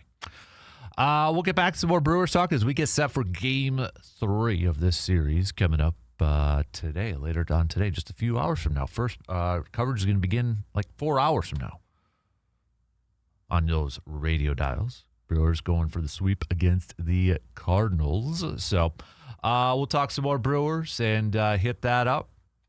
We'll talk a little bit more green and gold. OTAs officially began yesterday, but Packers, Matt LaFleur is going to talk to the media today. Some of the players are going to talk to the media today. And, of course, this is on the heels of the Josh Jacobs story. You know they're going to be asked about it a lot. And they're probably not going to say a lot, but you know they're going to be asked about it. So, hey, the mobile, I got to tell you this. So you've been hearing me talk about Tailgate Thursdays for the Express. And our first one's coming up on June 11th, where about 5:30 we're going to kind of do a little tailgate, hang out before first pitch of that Express game. So June 11th is our first one. And we'll have the mobile man cave there and such. But if you see me out and about in the mobile man cave, now others may be driving the mobile man cave and such, but if you see me and I'm in the mobile man cave, whether we're out on the road hitting up an event or doing a pod or a remote show, I might have some tickets to some of our games for our Tailgate Thursdays. I got a pack. I'm holding on to them. They're in my backpack right now. So if you see me, I'm going to get you, and you want one, just say, hey, Tailgate Thursday. I'll hook you up with some tickets, okay? But Mobile Man Cave, we're getting to that time of year. It's summer here, so we're going to be hitting the road. We're going to be doing some stuff. We're going to be doing some remote pods and shows and that. And would it be possible without our Mobile Man Cave partners? That's Toyson Ford. Toyson Ford. It's Carpet City Flooring Center, Hy-Vee Service Master, SCS Swiderski, Superior Auto Body, and VFW Post 305. So a big thanks to all of our Mobile Man Cave partners, as this is the busy time of the year for the Mobile Man Cave, and we'll be hitting the road a lot more now as we are in summer. So, all right. Don't forget, it is a participation point day, so hit us up with some of your texts, your comments, and that. So, but we'll throw in a Matthew Golden rookie card, maybe some swag with some teas and such, depending on how well you participate in our Wednesday program. Am I wrong for thinking?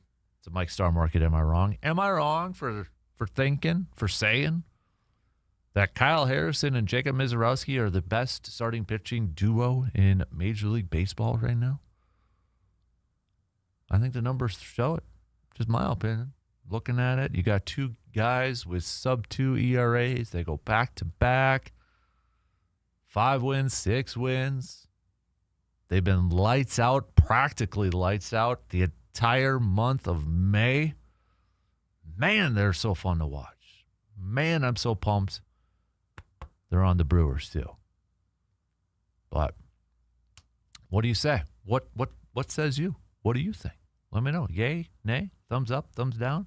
Who else would you throw into that conversation? Right now, especially in the month of May, I'm rolling with those guys. Heck yeah, man. I know Kyle Harrison's kind of getting overshadowed a little bit because of Mizorowski, and you look at Cy Young odds and such, and it's not even close. I mean, Mizorowski's up there compared to the likes of Kyle Harrison, and I get it. Totally understand it. It's not a knock on Mizorowski by any means.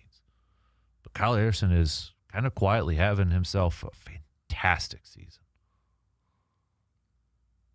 These two, it's to the point when it's these two, we get to that portion, their turn into the rotation. When we know it's Mizorowski and Harrison time back to back, I feel we got the dub. That the Brewers got the dub. That they're going to be in a spot, in a position to get that win. And I feel the rest of the team knows that too. When they're lined up, they know what they're going to get from Mizorowski and Kyle Harrison, and it's up to them to do their jobs. Because I think the way these two guys are pitching right now, the confidence is there that from those teammates, they know those pitchers are going to do their job. It's up to them to give them run support, to play that great defense, to do their jobs. Because Harrison and Mizorowski are playing at such a high level right now. I love watching it. Love watching it. All right. What do we got here? Oh, no. Okay. Yeah, I thought we had more Packers stuff in that, but yes, Ken Rosenthal has a piece. We touched on this last week with the labor stuff with baseball. You know, when you look at the division leaders right now, and that's probably the worst case argument for those teams who want salary caps, because you look at the leaders, they're low spending teams. Says Ken Rosenthal, as labor fight looms, success of some MLB division leaders add intrigue. It's a trade deadline too, so. Yeah. The Milwaukee Brewers, Ken Rosenthal opens up. The Milwaukee Brewers trade for CC Sabathia in 2008 was a landmark moment in franchise history, helping lift the team to its first postseason appearance in 26 years. If Detroit makes Tariq Skubal available, another Sabathia-like opportunity could emerge for the Brewers, whose farm system is the best in baseball. Wow. What do you think? What do you think? Tariq Skubal, did they need him? Would you give up some pieces in the farm system for that rental? It's kind of fun to think about, right? He goes on to say, revenue-sharing recipients, Brewers, Athletics, Rays, Guardians, lead 4 of Major League Baseball's 6 divisions. I'm tickled by the idea of any of them making go-for-it moves at the trade deadline. The timing would be rather inconvenient for Major League owners who want to justify a salary cap in part by arguing that such teams operate at too great of a competitive disadvantage. Forgive my cynicism, but the owners created this unfortunate landscape, insisting the sport's competitive balance is out of whack when the standings again indicate otherwise. A World Series between, say, the Brewers and the Rays would lay waste to the owners' cries for greater parity. Okay. I don't think Skubal, but would be a Brewers, but man, Biz, Harrison, and Skubal, now he'd have to show that he's healthy after that elbow injury, but whew.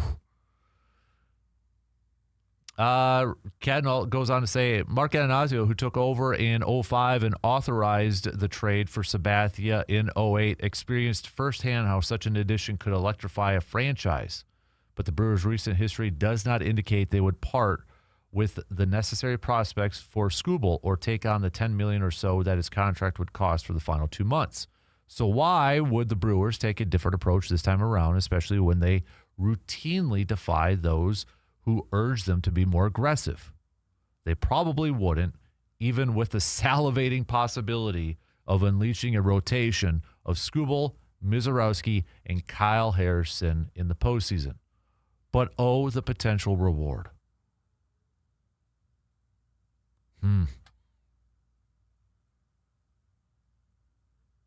Yeah, I don't know. There's more I got to read into this coming up during the break. So, would you, Brewers fans? No, it's easier for us to say, yeah, because you don't have to worry about the future. Would you? Trade for Skubal? Giving up some of your younger prospects? Pair them up with Miz and Kyle Harrison? Whew. All right, let's take a quick break. Let's hit that up a little bit more, shall we? We'll take a quick break. Back with more baseball talk coming up after these few words.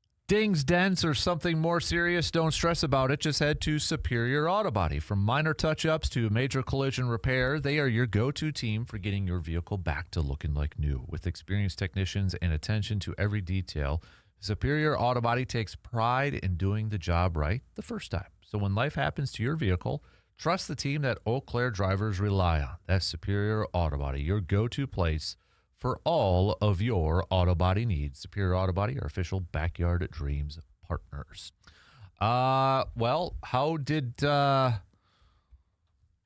Was it your first rendition of the national anthem this year? How did it go? Which mic are you on? You're on that. Whichever one is this one over here. Hi.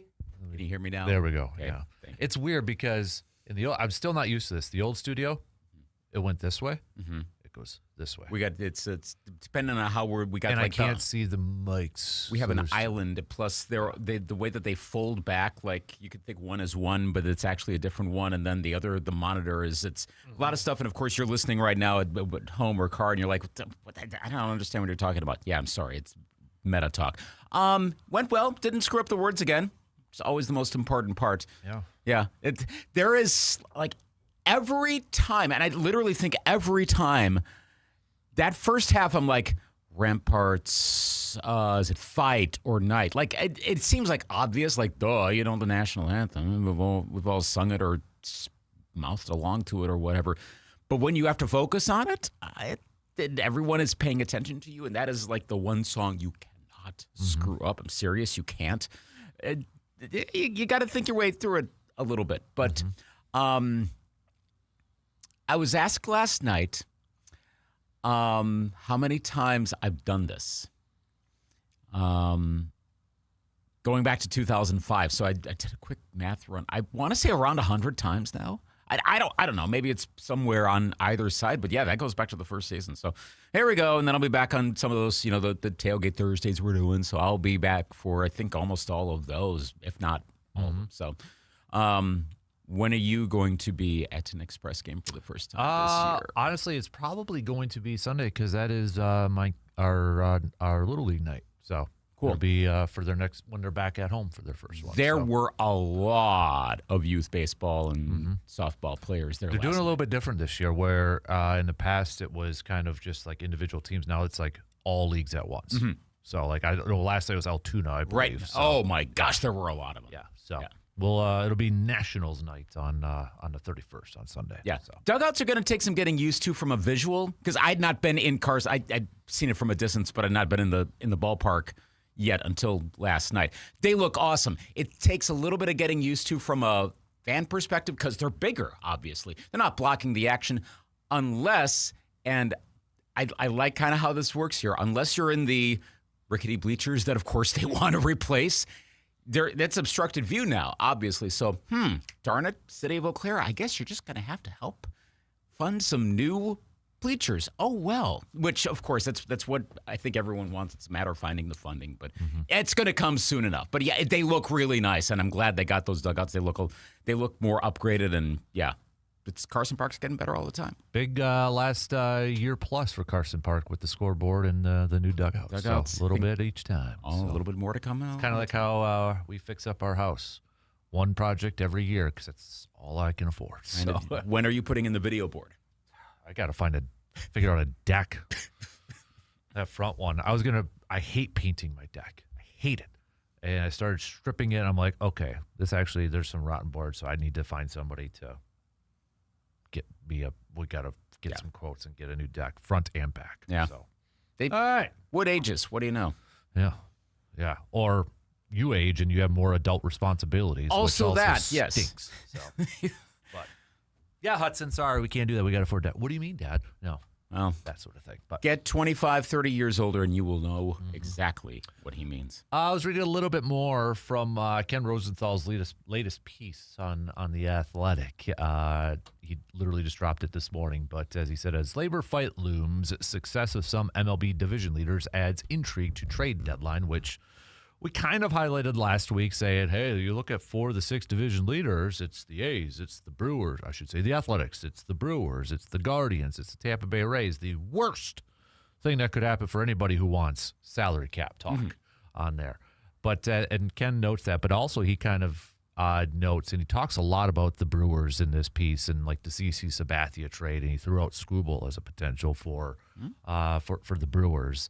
But as he kind of as he kind of knows too, that to him it's going to be intriguing to see these teams, how aggressive they're going to be at the trade deadline, knowing this upcoming labor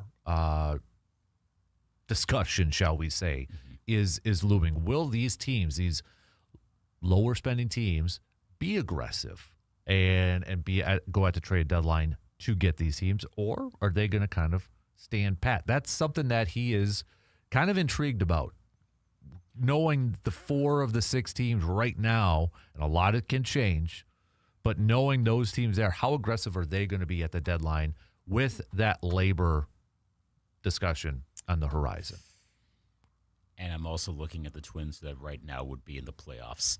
The season ended today, the Twins would be in the playoffs. That says more about the nature of the American League right now than about Twins' excellence. But, well, I mean, this isn't like the Bulls. They're not going to turn down the spot if they somehow ended the season in the 6th seed.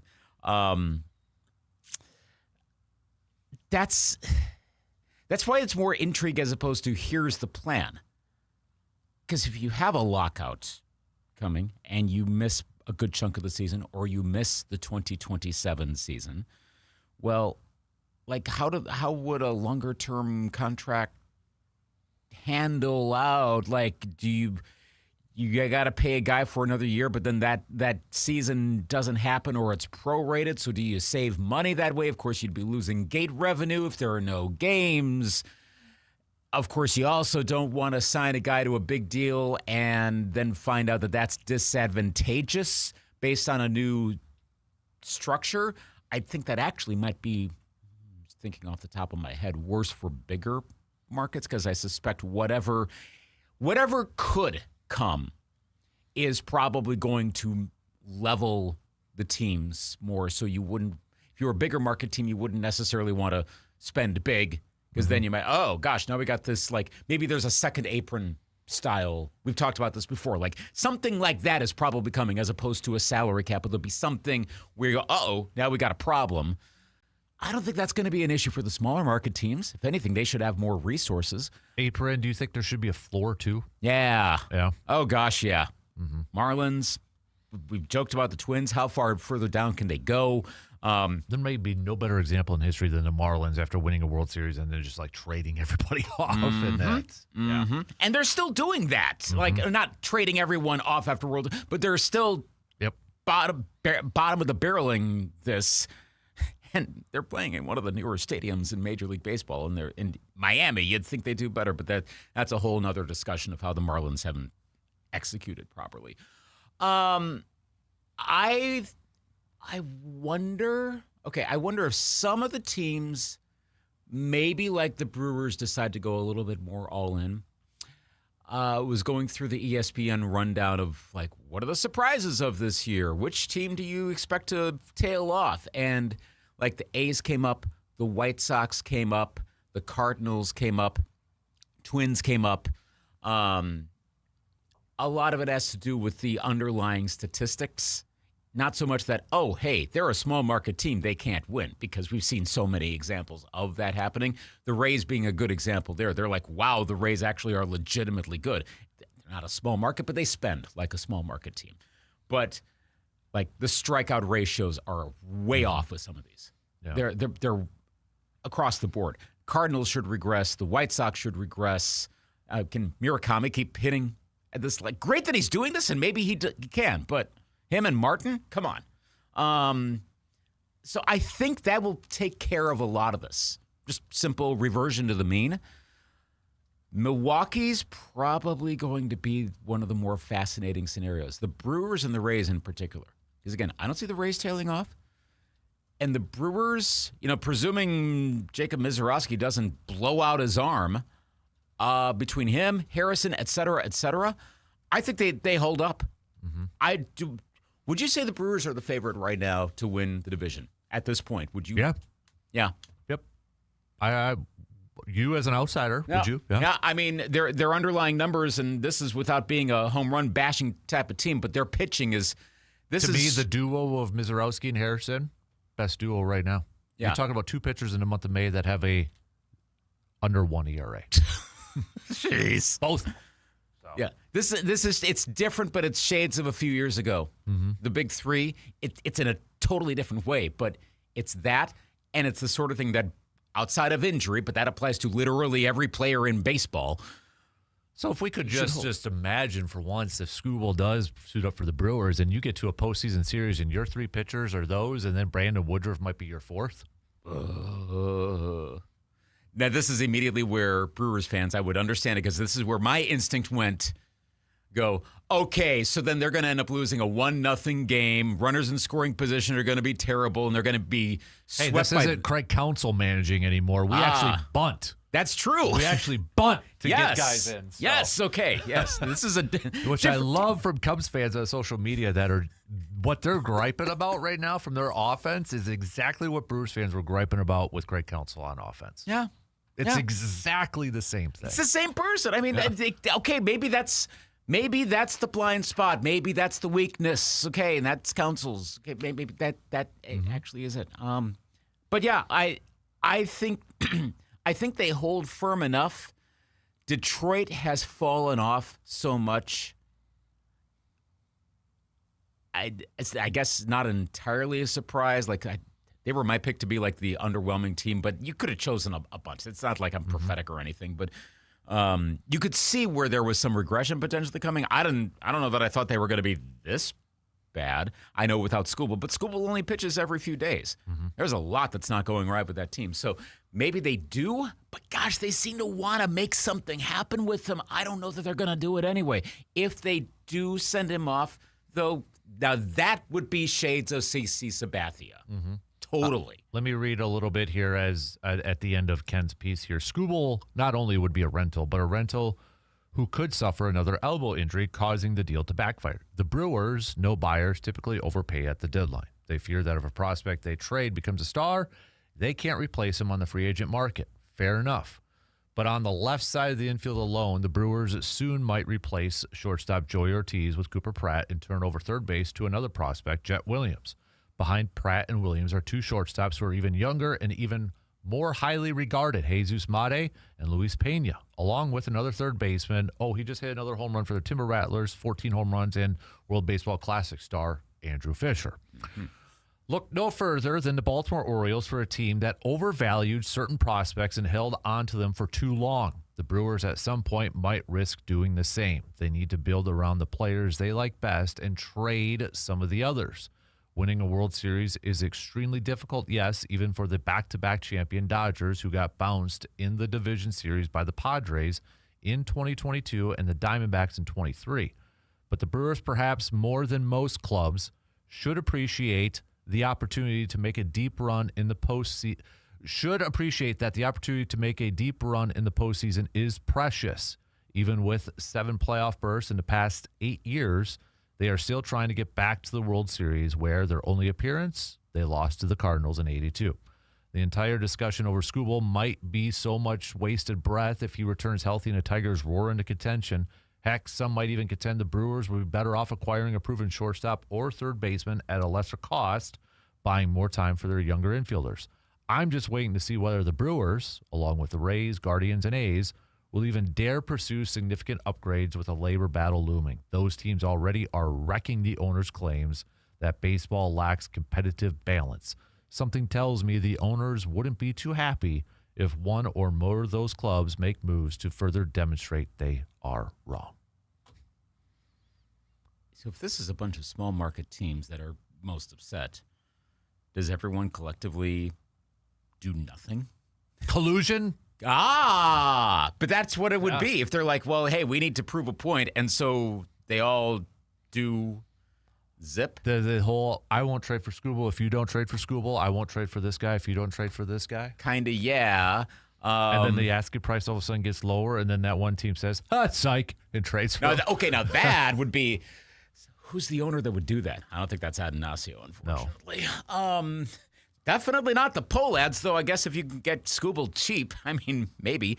But is that where you then have Steve Cohen go, oh, cool, so you all aren't going to do that? Mets, get Tarek Skubal. Great. Just in time for the Mets to start getting good again? I mean, I've not given up on them entirely. I know they were my pick, but in general, I haven't given up on them. I think they could still... There's still a ton of season to go. We're at the quarter mark. So 3/4 of a season, they can still get back into playoff contention. Wasn't that what they did the one year they made the playoffs and beat the Brewers? They started off really slow and then went off that. Right. There's a lot of time left. We shouldn't. I mean, yeah. At any point of the season, that's where if I don't think the Dodgers would make that move unless they get another wave of pitcher injuries, which seems to happen every year. Hasn't really happened this year, but it could. But again, that's more flukishness than anything. I wonder, but if there's if there were actual collusion going on of like, let's not improve our teams to make a point.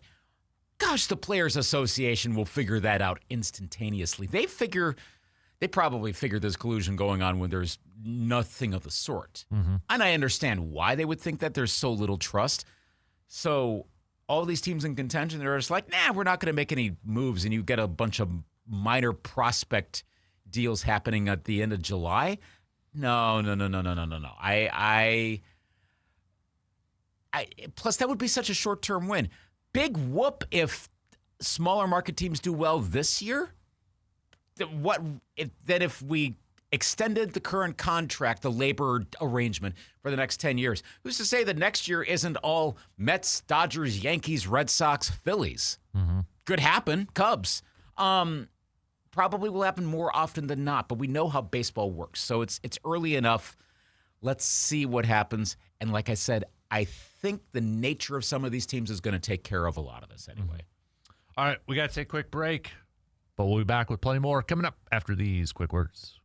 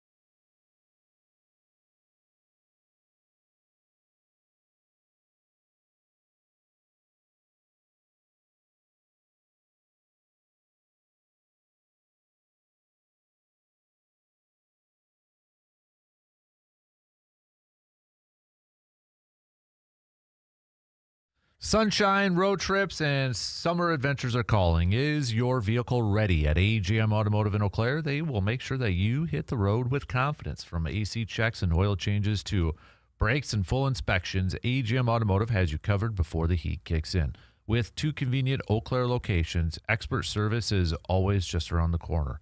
Don't let car trouble slow you down for your summer plans. Schedule your appointment today by visiting ajmautomotiveservices.com. AJM Automotive, keeping you cool, safe, and road trip ready all summer long. So we've got the crew less than 4 hours. Oh, no, about 4 hours right now. A little less than 4 hours, like by a minute. First pitch to wrap up their series against the Cardinals.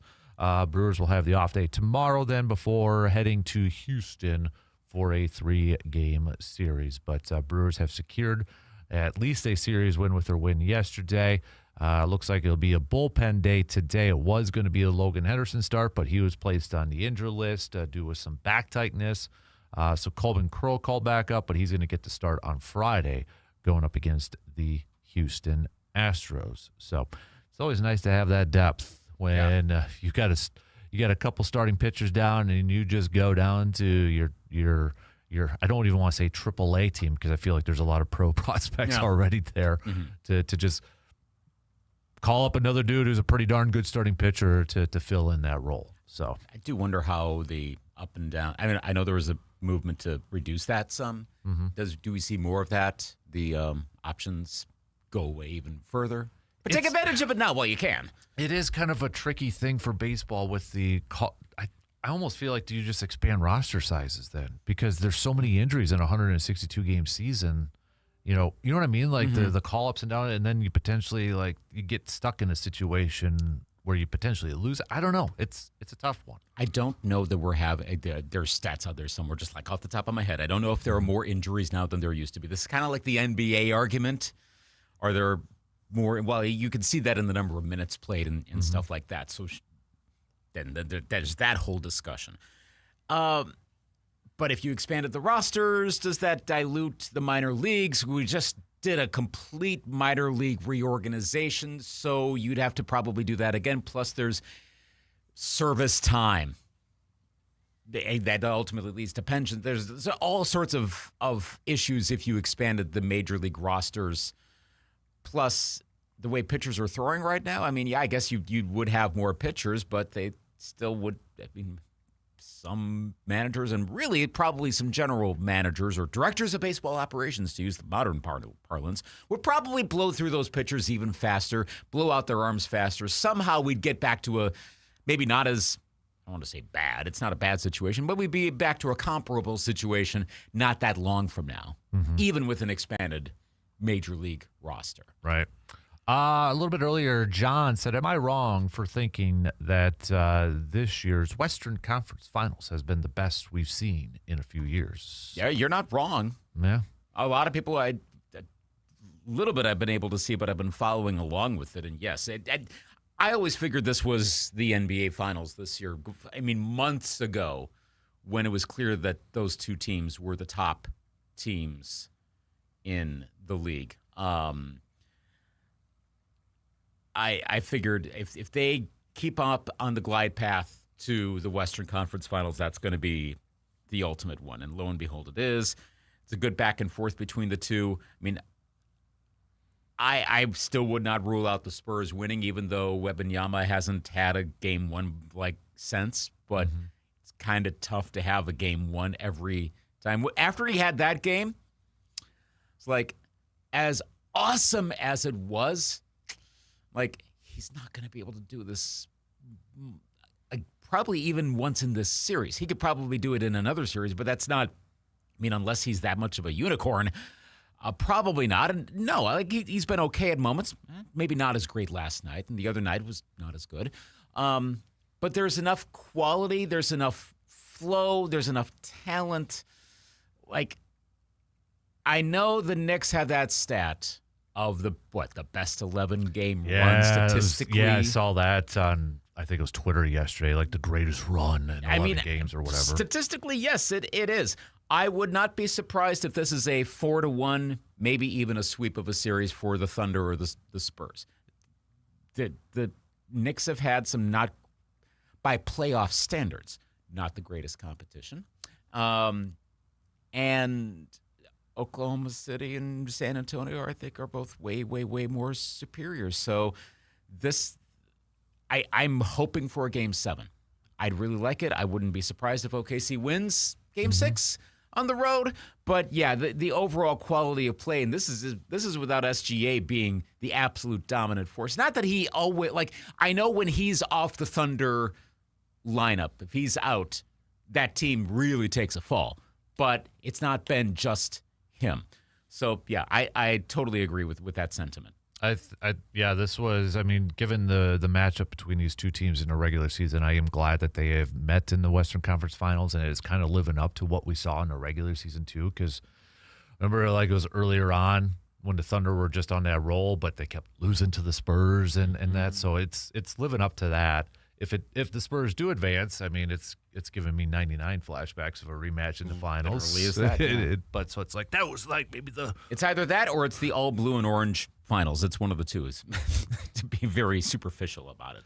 I'm waiting for the conspiracy theorists to come out and say that the NBA wants the Knicks to win the finals. Well, of course they probably would. Back to our discussion earlier about, like, would they want the Wolves to go on a run versus the other ones? Like, okay, similar conspiracy-ish things.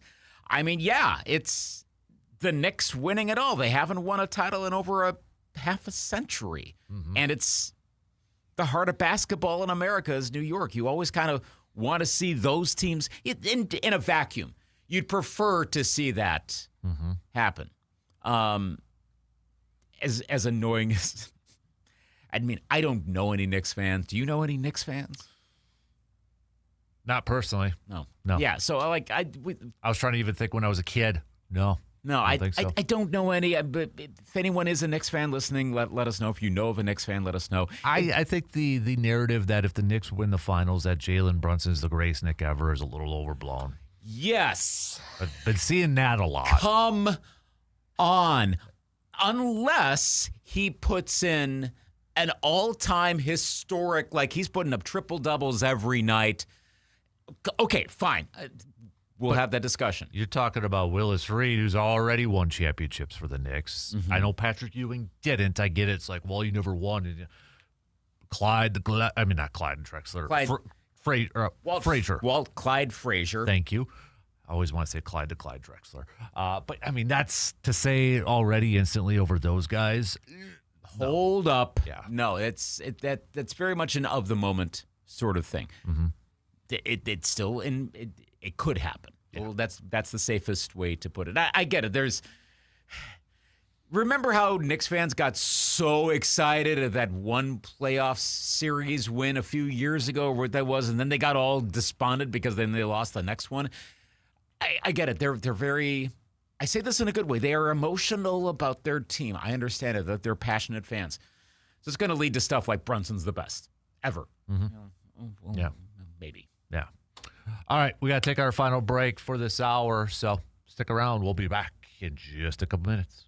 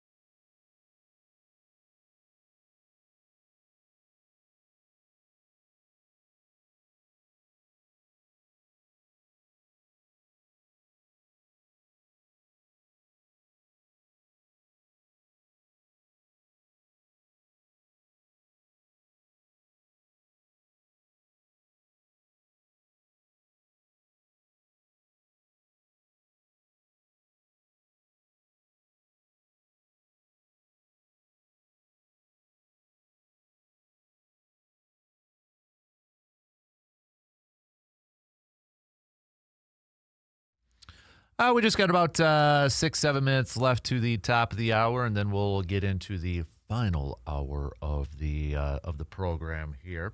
Again, Brewers 12:40 first pitch. Coverage will begin 35 minutes prior to first pitch. The whole what does he mean by this? I'm waiting. I haven't seen it, so I'm going to be the first, and I'm doing this purely out of annoyance. Giannis and Kyle Kuzma are hanging out in Greece together. Whoa! So just saying. All of us who don't want Kyle Kuzma on the Bucks, what if Giannis says, "Hey, I'll come back if Kyle Kuzma comes back"? What if they're just gonna go play professionally in Greece? Was it? I think it was on Kyle Kuzma's Instagram because Giannis liked it, so that's why it popped up on mine. But I saw that and I was like, "Oh, all right, okay." Kyle Kuzma is a Giannis guy. Okay, Yeah, here it is. See, Kuzma, Giannis, Thanasis. Yep, Greece. He's part of the family. Okay, He's a Giannis brother. Oh, He's great. an honorary Antetokounmpo. So could we now have 3 Antetokounmpos, Kyle Kuzma, and some other player take the court at some point this Well, you're season? talking about they could have a starting lineup. Giannis has like 2 other brothers on the that's team and then right. one in the herd. So there you go. You got your 5. And Kyle Kuzma. There we go, folks. Your 2026-2027 Milwaukee Bucks. Okay. I'm waiting for people to say, "Oh no, Kyle Kuzma and Giannis," because it was, So how is how? or maybe a trade package. There you go. Ooh, Kuzma Giannis and Giannis. Kyle Kuzma. Does that sweeten the deal? Let's do a little Price is Right. For about 18 second-round draft picks through 2042. Is Kyle Kuzma the least popular Buck of the last 3 years? I'm just going to say 3 because there's been a fair amount of turnover. Probably More kind through of the higher performance. profile-ish Yeah. type, not like who's it? Like I don't know if I would want to put Andre Jackson Jr. in there.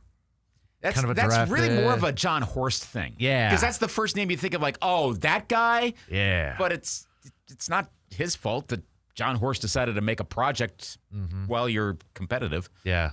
Yeah, so probably because I'd say so. Because there was potential, and he showed it, Just like, so inconsistent. yeah, like at the very beginning is like, hey, cool. Oh, no.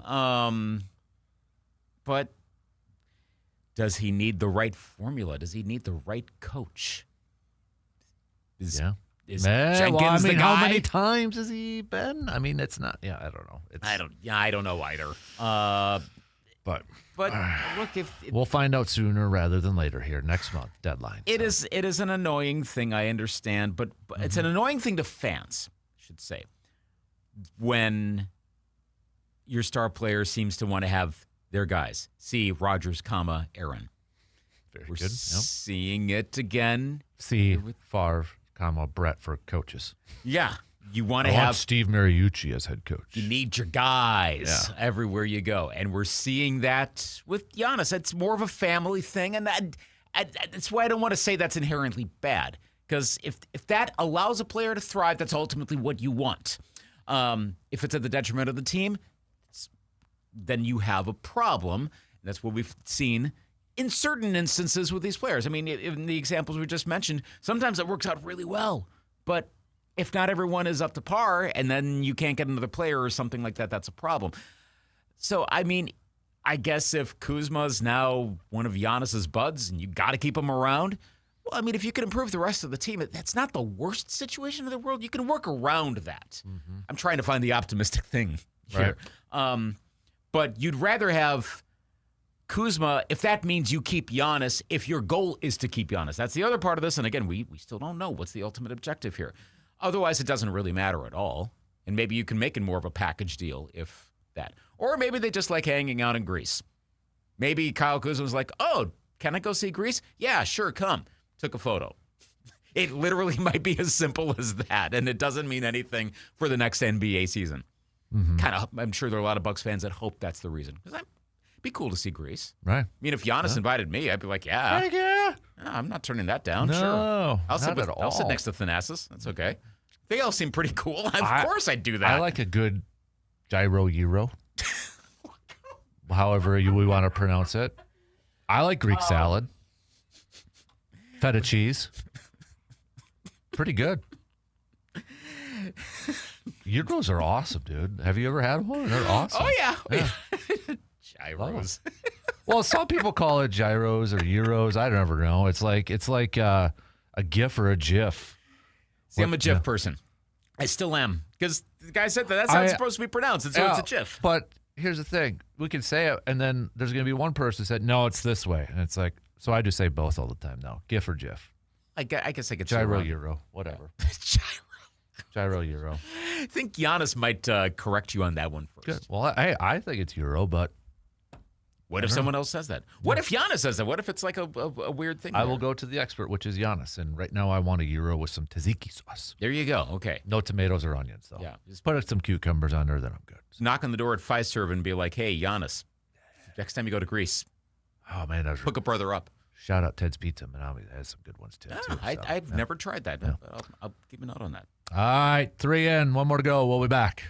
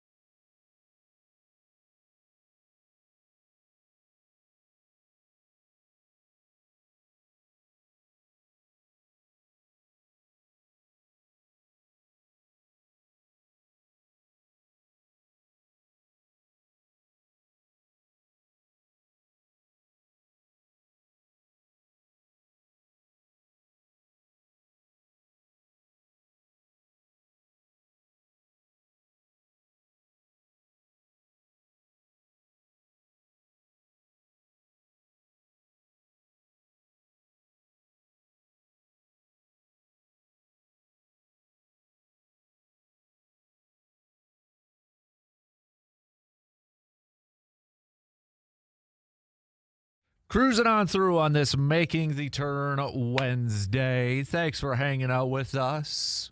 We appreciate it. I appreciate it. I appreciate you.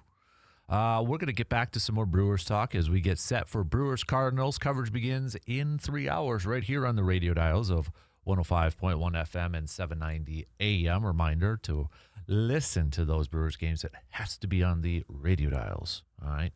Radio dials. Old school. Pick it up. So we'll get to that previewing a potential sweep here for the Brew Crew.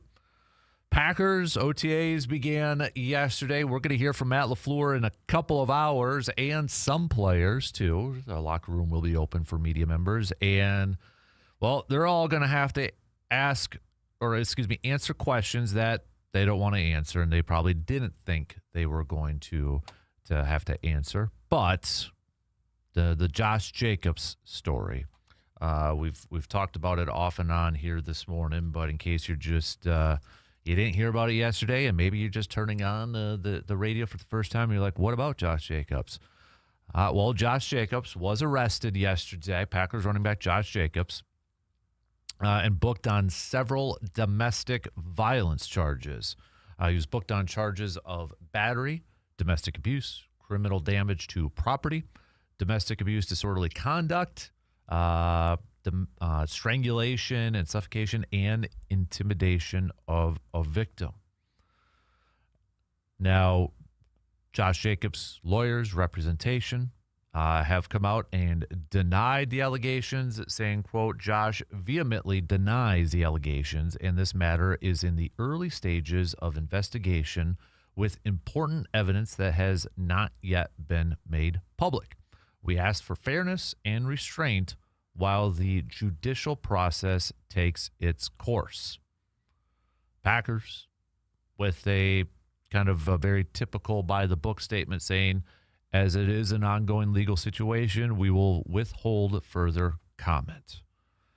Which this is very similar to what you're probably going to hear from Matt LaFleur, even though he's probably going to be asked about it a few times, a few different ways. That's going to be the comment, and players probably will be the same thing too. But, yeah, from a pure football standpoint, this is an awful situation off the field. Awful, awful, awful. Can't stress it enough. But from just a sports perspective on the field, on the football field itself, if we're looking at it just from the team, makeup of the team, it's a big hit, assuming Josh Jacobs misses any time or if the Packers decide to move on. I know we're not there quite yet. A lot of stuff has to be played out, and let's let it play out. But if it does come down to he's missing games or doesn't suit up again for the Pack, it's a big hole on that offense. It's an incredibly big hole. It was already a position group that we had questions about entering the draft, whether they should find a running back, pick up a running back fairly early in the draft, and they didn't. And they were going to put a lot of their eggs in the basket of Marshawn Lloyd being the primary backup. Now, Marshawn Lloyd was a third-round pick a couple years ago. Came in with a lot of, intrigue and, okay, this is a good player. Can't stay healthy, though. Has not been able to stay healthy in his first 2 years. And to ask, for him to ask him to take on a bigger load, it's a risk because we don't know if he can stay healthy. We don't know. But we'll see. Let's let it play out. We'll see how it plays out. And I don't know if it'll be a quick resolution. I don't know if this is going to be something that's drag out. NFL is probably going to get involved and do their own investigation and such. But from a pure football standpoint, it's a big blow to Green Bay. And I know a lot of people are kind of wondering about,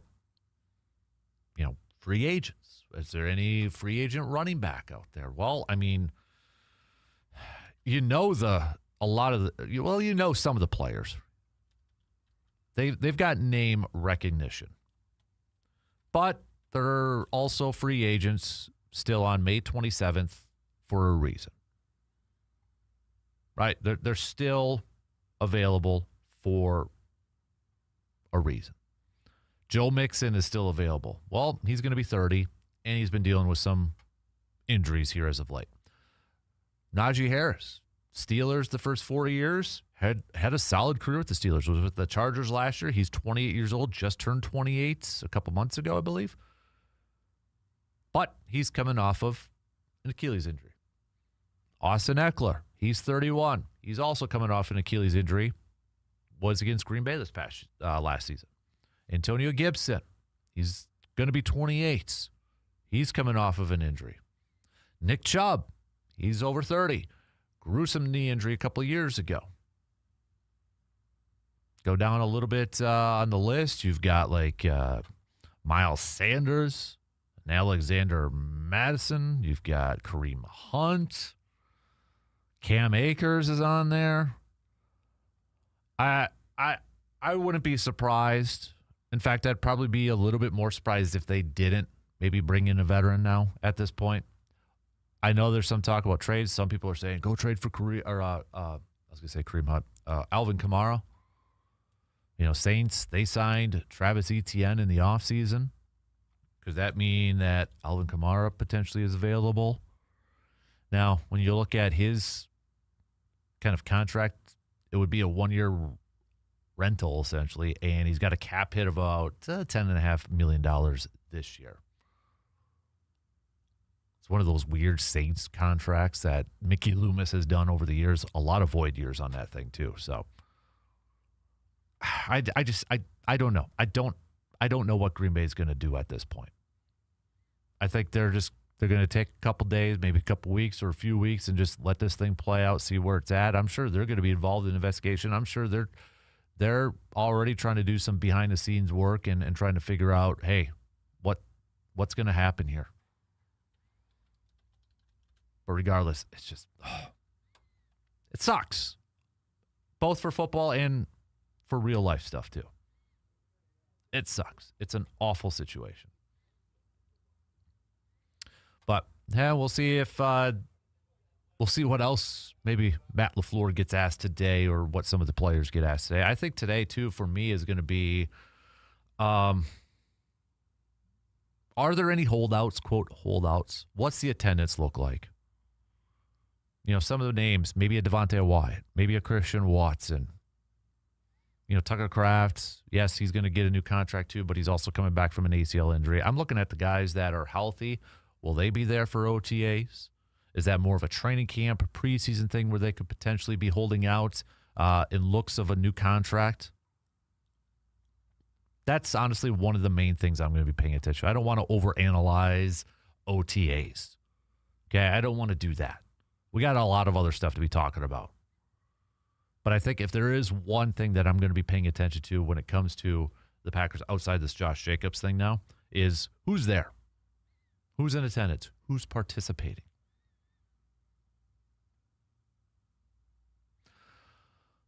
All right. Let's take a quick break. We'll get back to some more baseball talk. Don't forget to send me your Mike's Star Market. Am I wrongs? Send me your Mike Star Market. Am I wrongs? Also, your Hy-Vee game changers. Okay? Send those on over. We'll take a quick break, and we'll be back in just a couple minutes.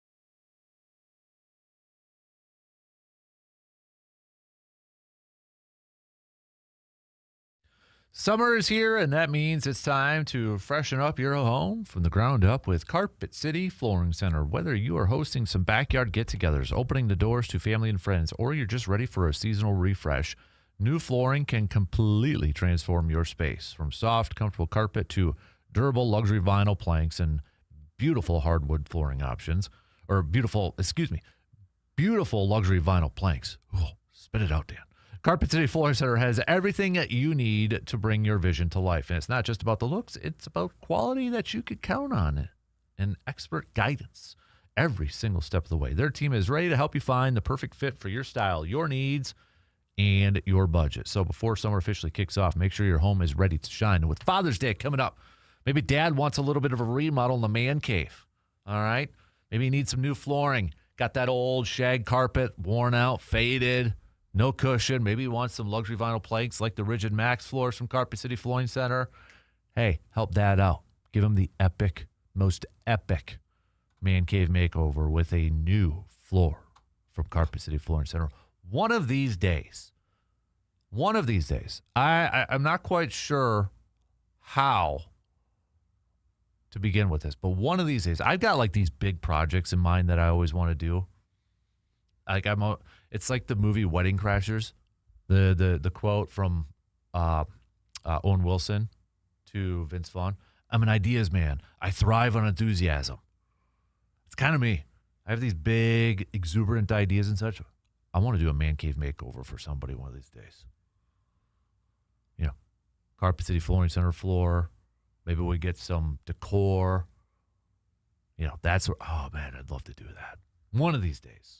I want to do like man cave makeover.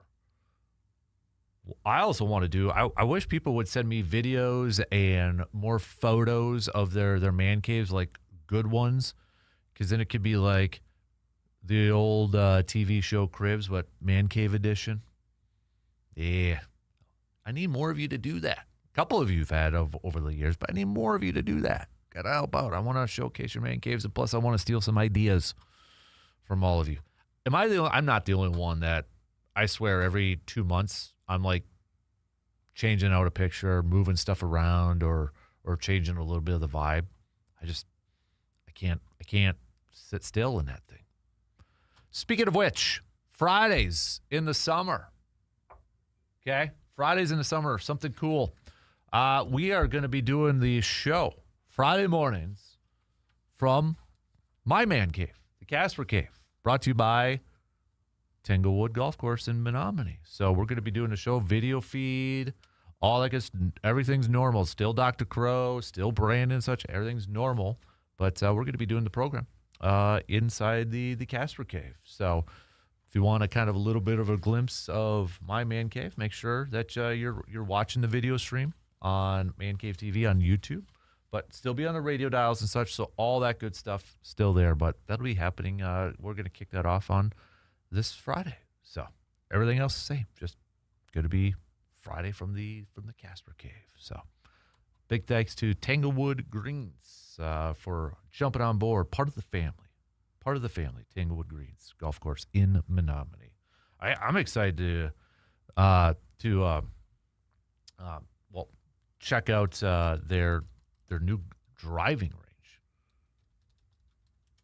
They've been doing a lot of good stuff over there with Tanglewood Greens and such. So I'm excited to hit up the course. I'm going to be doing that here in just a couple of days here. But you know, Tanglewood, anybody who hasn't been there yet, too, Top Tracer. I'm excited to check that out. Because you see a lot of those videos, I've done them before, where they kind of trace your ball and you watch it on TV and that. Tanglewood's got the Top Tracer. So, go check it out. I'm going to check it out this in a couple days, for sure. All right, baseball, Brewers. So, sounds like it's going to be a little bit of a bullpen day today, which, again, if there's a team that can do it, it's the Brewers.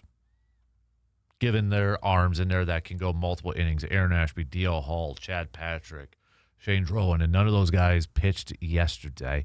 With the off day on Thursday, too, it fits. It was supposed to be a Logan Henderson day today, but he's been placed on the injured list, dealing with a little bit of a back issue. Coleman Crow's called up, but he's going to get to start on Friday to begin that series against the Astros. So, again, if there was a team that's built to have a bullpen type of start, a bullpen day, it's the Brewers with their relievers that they've got in there. It just happens to work out that they've got an off day tomorrow too. So I haven't seen, it should be here any minutes. I would imagine that it's probably going to be right after we go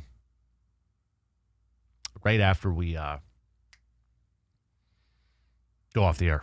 Brain fart there. Then they'll have that lineup and such. So, but yesterday too, in yesterday's game, Uribe, little animated, striking out the final batter in the 8th inning.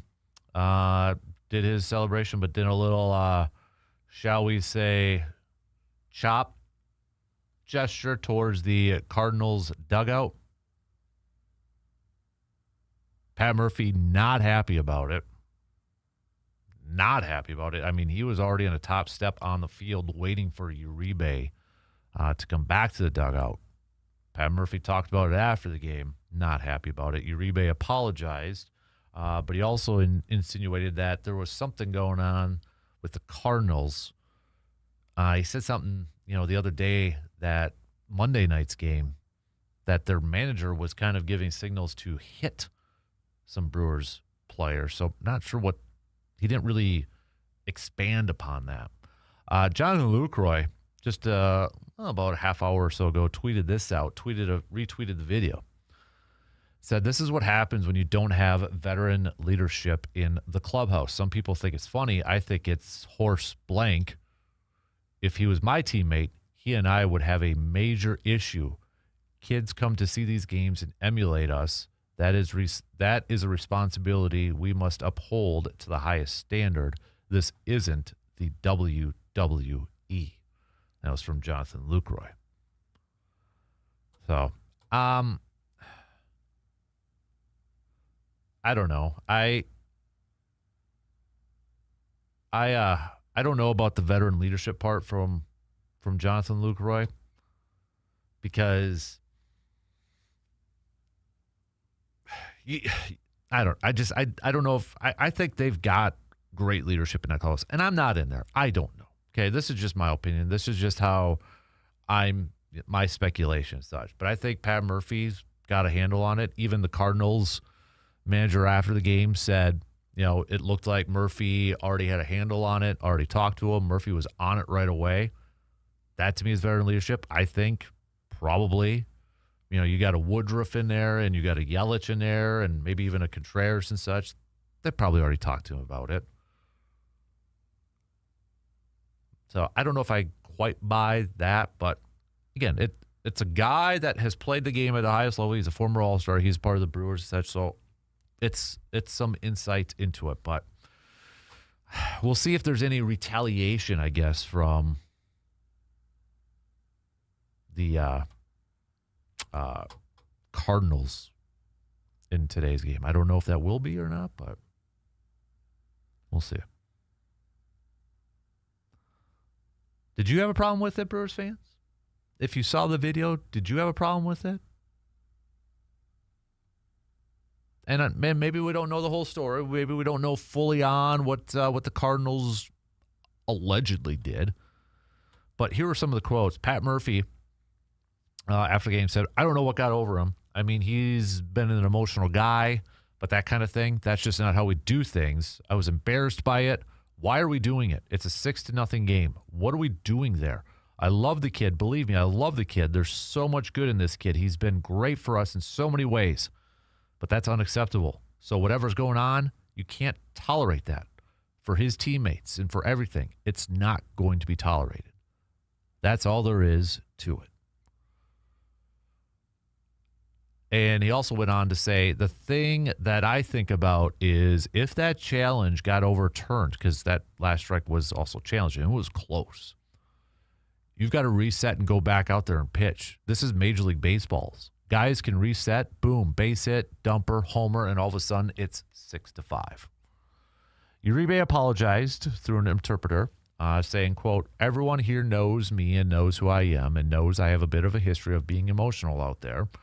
I think first I owe an apology to the Brewers. I owe an apology to my teammates, to my manager, all the bosses of the team. I understand that's unacceptable to go out there and react the way like that. But at the same time, I don't think it's professional for their manager to be making signs toward our dugout saying that he's going to be hitting guys. There was an event that occurred during practice today, too, and I don't think that was right. So I have my teammates' backs always. Now, he didn't really elaborate on what he was referring to, what Uribe was referring to, what the Cardinals were doing. When he was asked to explain what happened during BP on Tuesday, he said, quote, I don't have any comments towards that. When he was asked for more detail about what he believes he saw from the Cardinals manager, he said that it was something during Monday's game. Quote, there was a sign he was doing every time Yelly or William was up to the plate. There's a gesture he was making in the dugout. I don't think it's very professional for them to be making gestures like that, and I don't think it's right for any of my guys to be going out there with any fear in their heads that we may be getting thrown at or they can't play the game they want to be able to play. So, for what it's worth,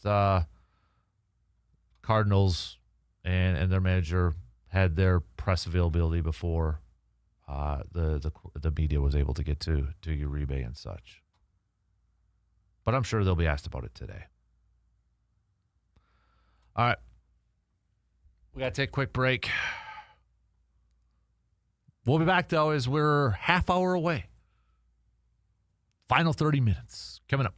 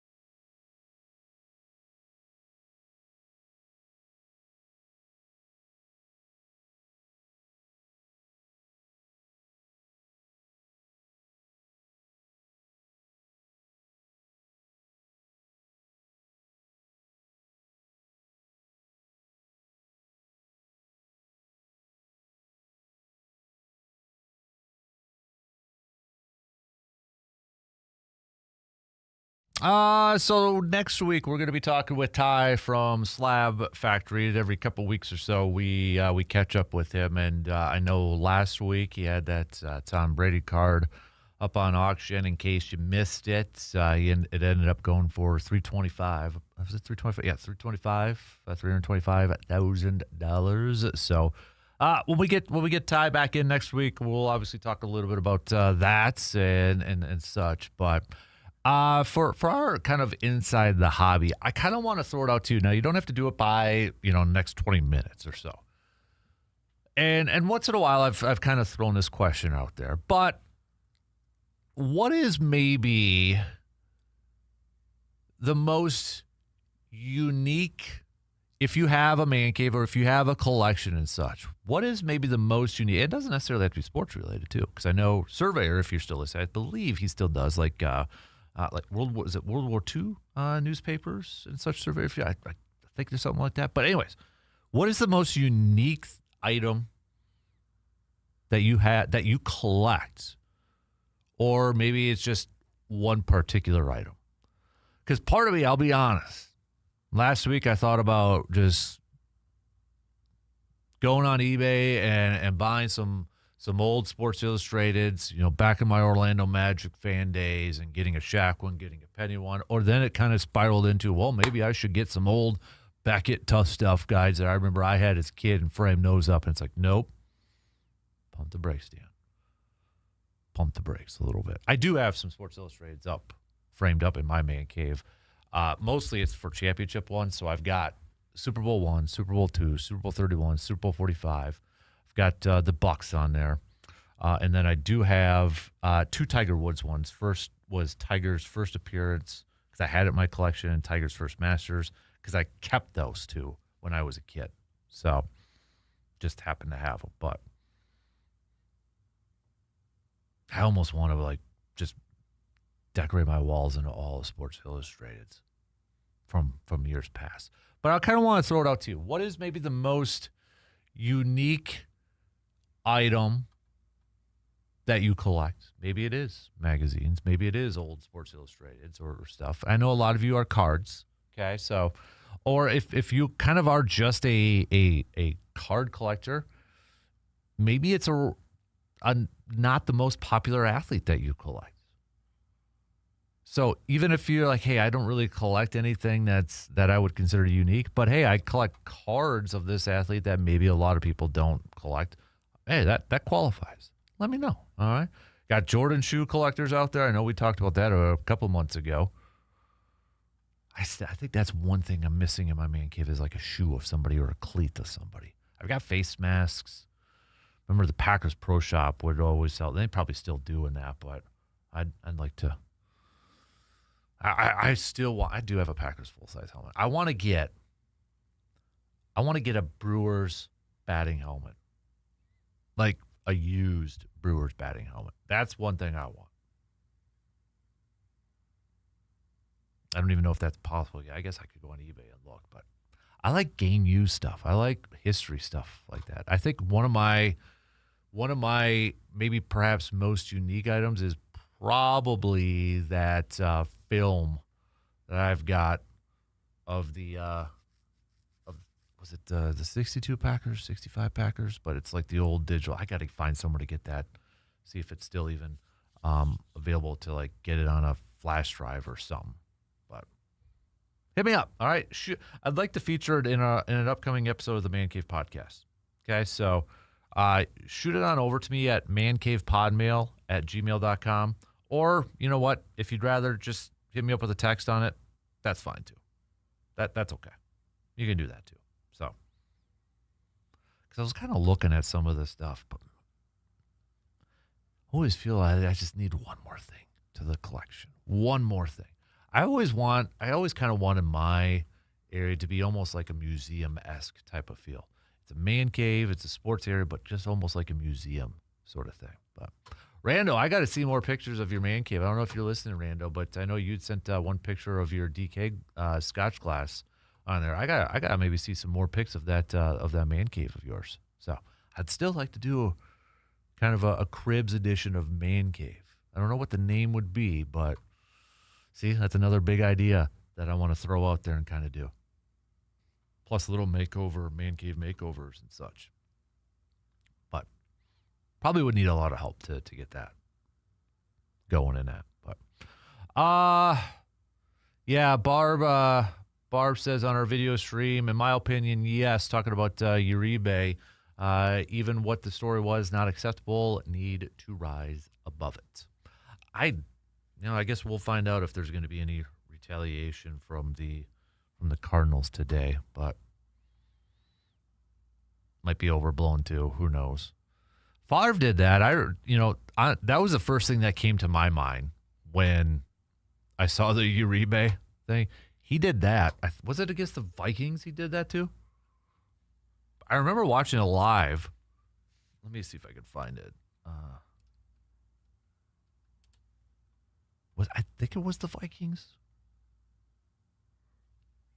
I'll have to probably look it up in during the break and such. But I remember Favre. That was honestly the first thing that popped. I'm like, oh, Favre did that. I remember Brett Favre doing that.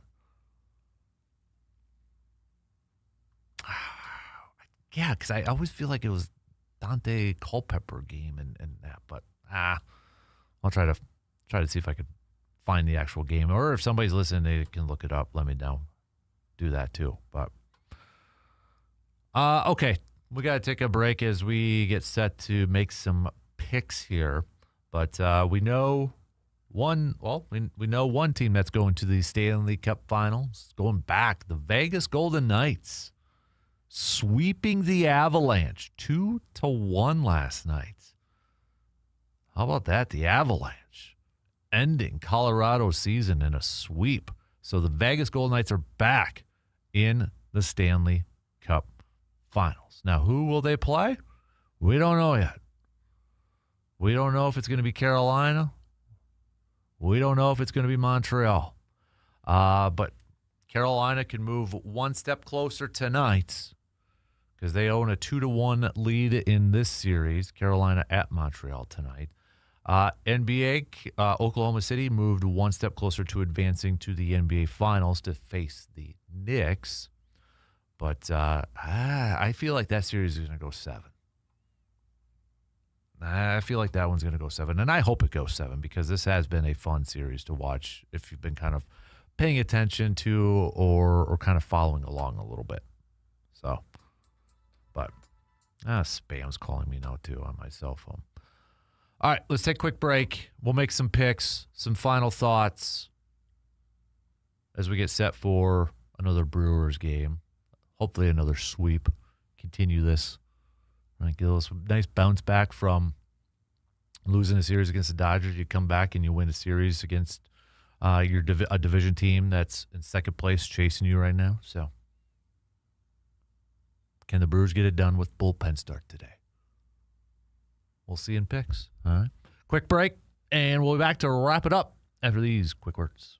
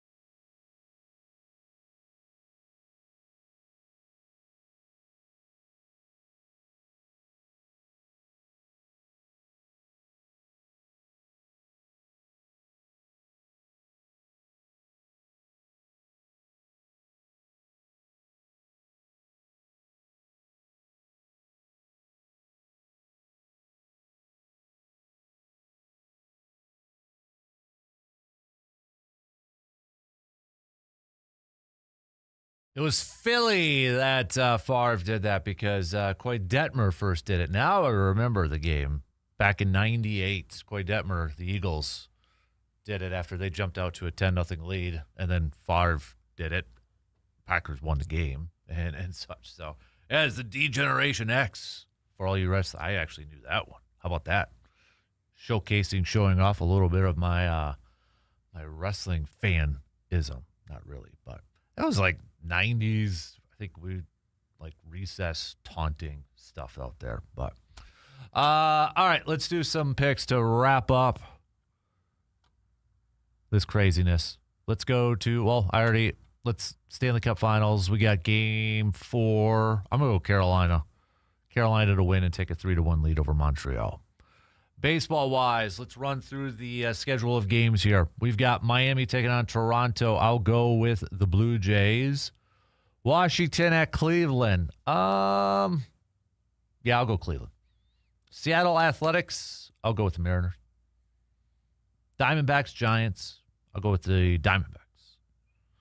Philadelphia versus San Diego. Christopher Sanchez versus Walker Buehler. Christopher Sanchez pitching really, really well as of late. I got to go with Sanchez. Tampa Bay, Baltimore. Give me the Rays. Angels versus the Tigers. I'll go with the Tigers in this one. Cubs, Pirates. Cubs, are they going to end this losing schneid up to 10? Jameson Taillon's getting the starts for the Cubbies. I'll go with the Cubs. I'm going to go with the Cubs to end that losing schneid today. Braves, Boston. Let's go with the Hotlanta Braves. Reds, Mets. I'll go Mets. I'll go with the Mets for this one. Let's do Yankees, Royals. I'll go Yankees. Garrett Cole's on the mounds. Second game. So his first game, he went 6 innings, no decision, gave up just 2 hits, no earned runs. So, yeah, I'll go Yankees with Garrett Cole getting his second start. Got his feet wet, back in it. So, yeah, let's go with that. And then we've got Houston, Texas, Jacob deGrom. I'm going with the Rangers. So far this year, just kind of, in case you're wondering, Jacob deGrom 3-4 with a 3.86 ERA. Colorado with the Dodgers. Shohei. Yeah, I'm going to go with the Dodgers. And then Brewers, Cardinals. Dustin May versus the Brewers bullpen. Dustin May has not had himself a great May. I'm all Brewers. Get the brooms out. Sweep, sweep, sweep. Let's do it. Do it up. Get that win and then hit the road. Have a nice little off day. Head down south to take on the Astros for a 3-game series. Then you get a little bit west where they'll be taking on they'll be home, taking on the Giants for a 4-game series starting next Monday. So quick trip down south to Houston, then back, and then they go back out west to Colorado and then the Athletics, and then home versus, you're looking at that stretch, middle of June.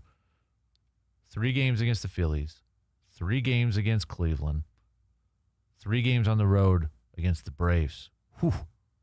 It's going to be a big stretch when we get to that in the middle of June. Should be good, though. Hopefully the Brewers are still playing at the level that they are right now. Because right now, when you look at it, first of all, Adam McCulvey just tweeted out a few minutes ago.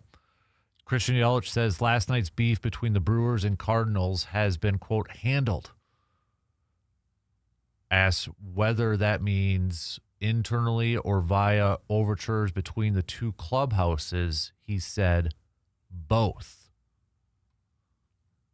Okay, well, there you go, Jonathan Lucroy. There's your veteran leadership. All right, so something's going on. By the way, starting today is Chad Patrick. So, wonder what. Interesting. Not sure. We'd love to know more details.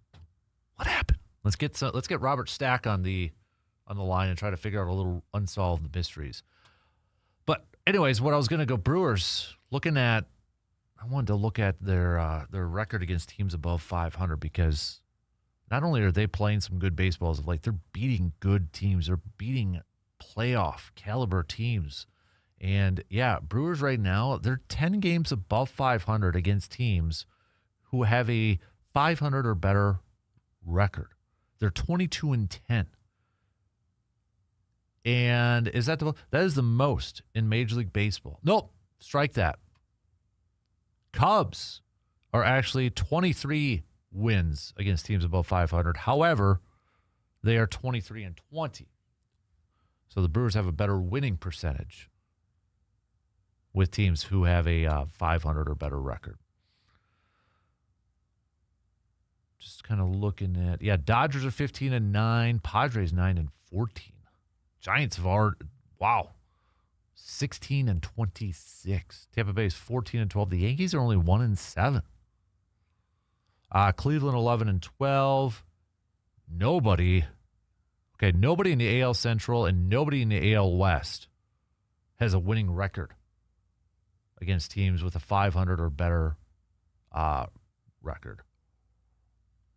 I guess, no offense, but kind of look at the rest of those divisions too. You might know why, but okay, tomorrow, Thursday. Here's your homework assignment, peeps.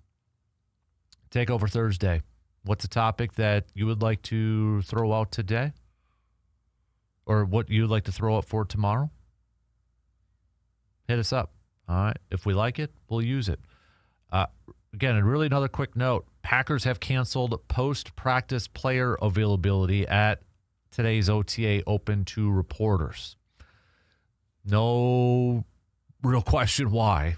Originally, the locker room was previously scheduled to be open after practice, but the Packers have canceled that. We all know why. It's the Josh Jacobs situation.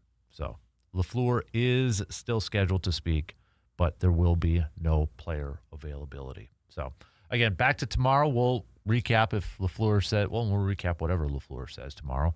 But take over Thursday topics. Get those to me. Tailgate Outdoors questions for Jake Boakes, hunting, fishing, outdoors related. Text those on over so we can ask those to Jake. All right? Send them on over, please, so we can get some good questions to Jake. And then enough is enough. What is a sports story? What is a sports opinion that is being floated out there, that is being constantly talked about, where you're just like, man, enough is enough. Enough is enough. Think about it for a little bit. You got 21 hours to send those on over. Okay? And then maybe, hopefully, we're talking about a series sweep. That'd be awesome. Sweeping the Cardinals. You already swept the Cubs this year. Let's do it. Sweep. Get the brooms out, baby. All right, have a good rest of your Wednesday. Okay, enjoy some of the weather. Looked like it's sunny out there. Looks like it's sunny still out there. So enjoy it if you can get out there. Same place, same time, tomorrow morning, 6 a.m., TDS Sports Talk Studios. Talk to you then.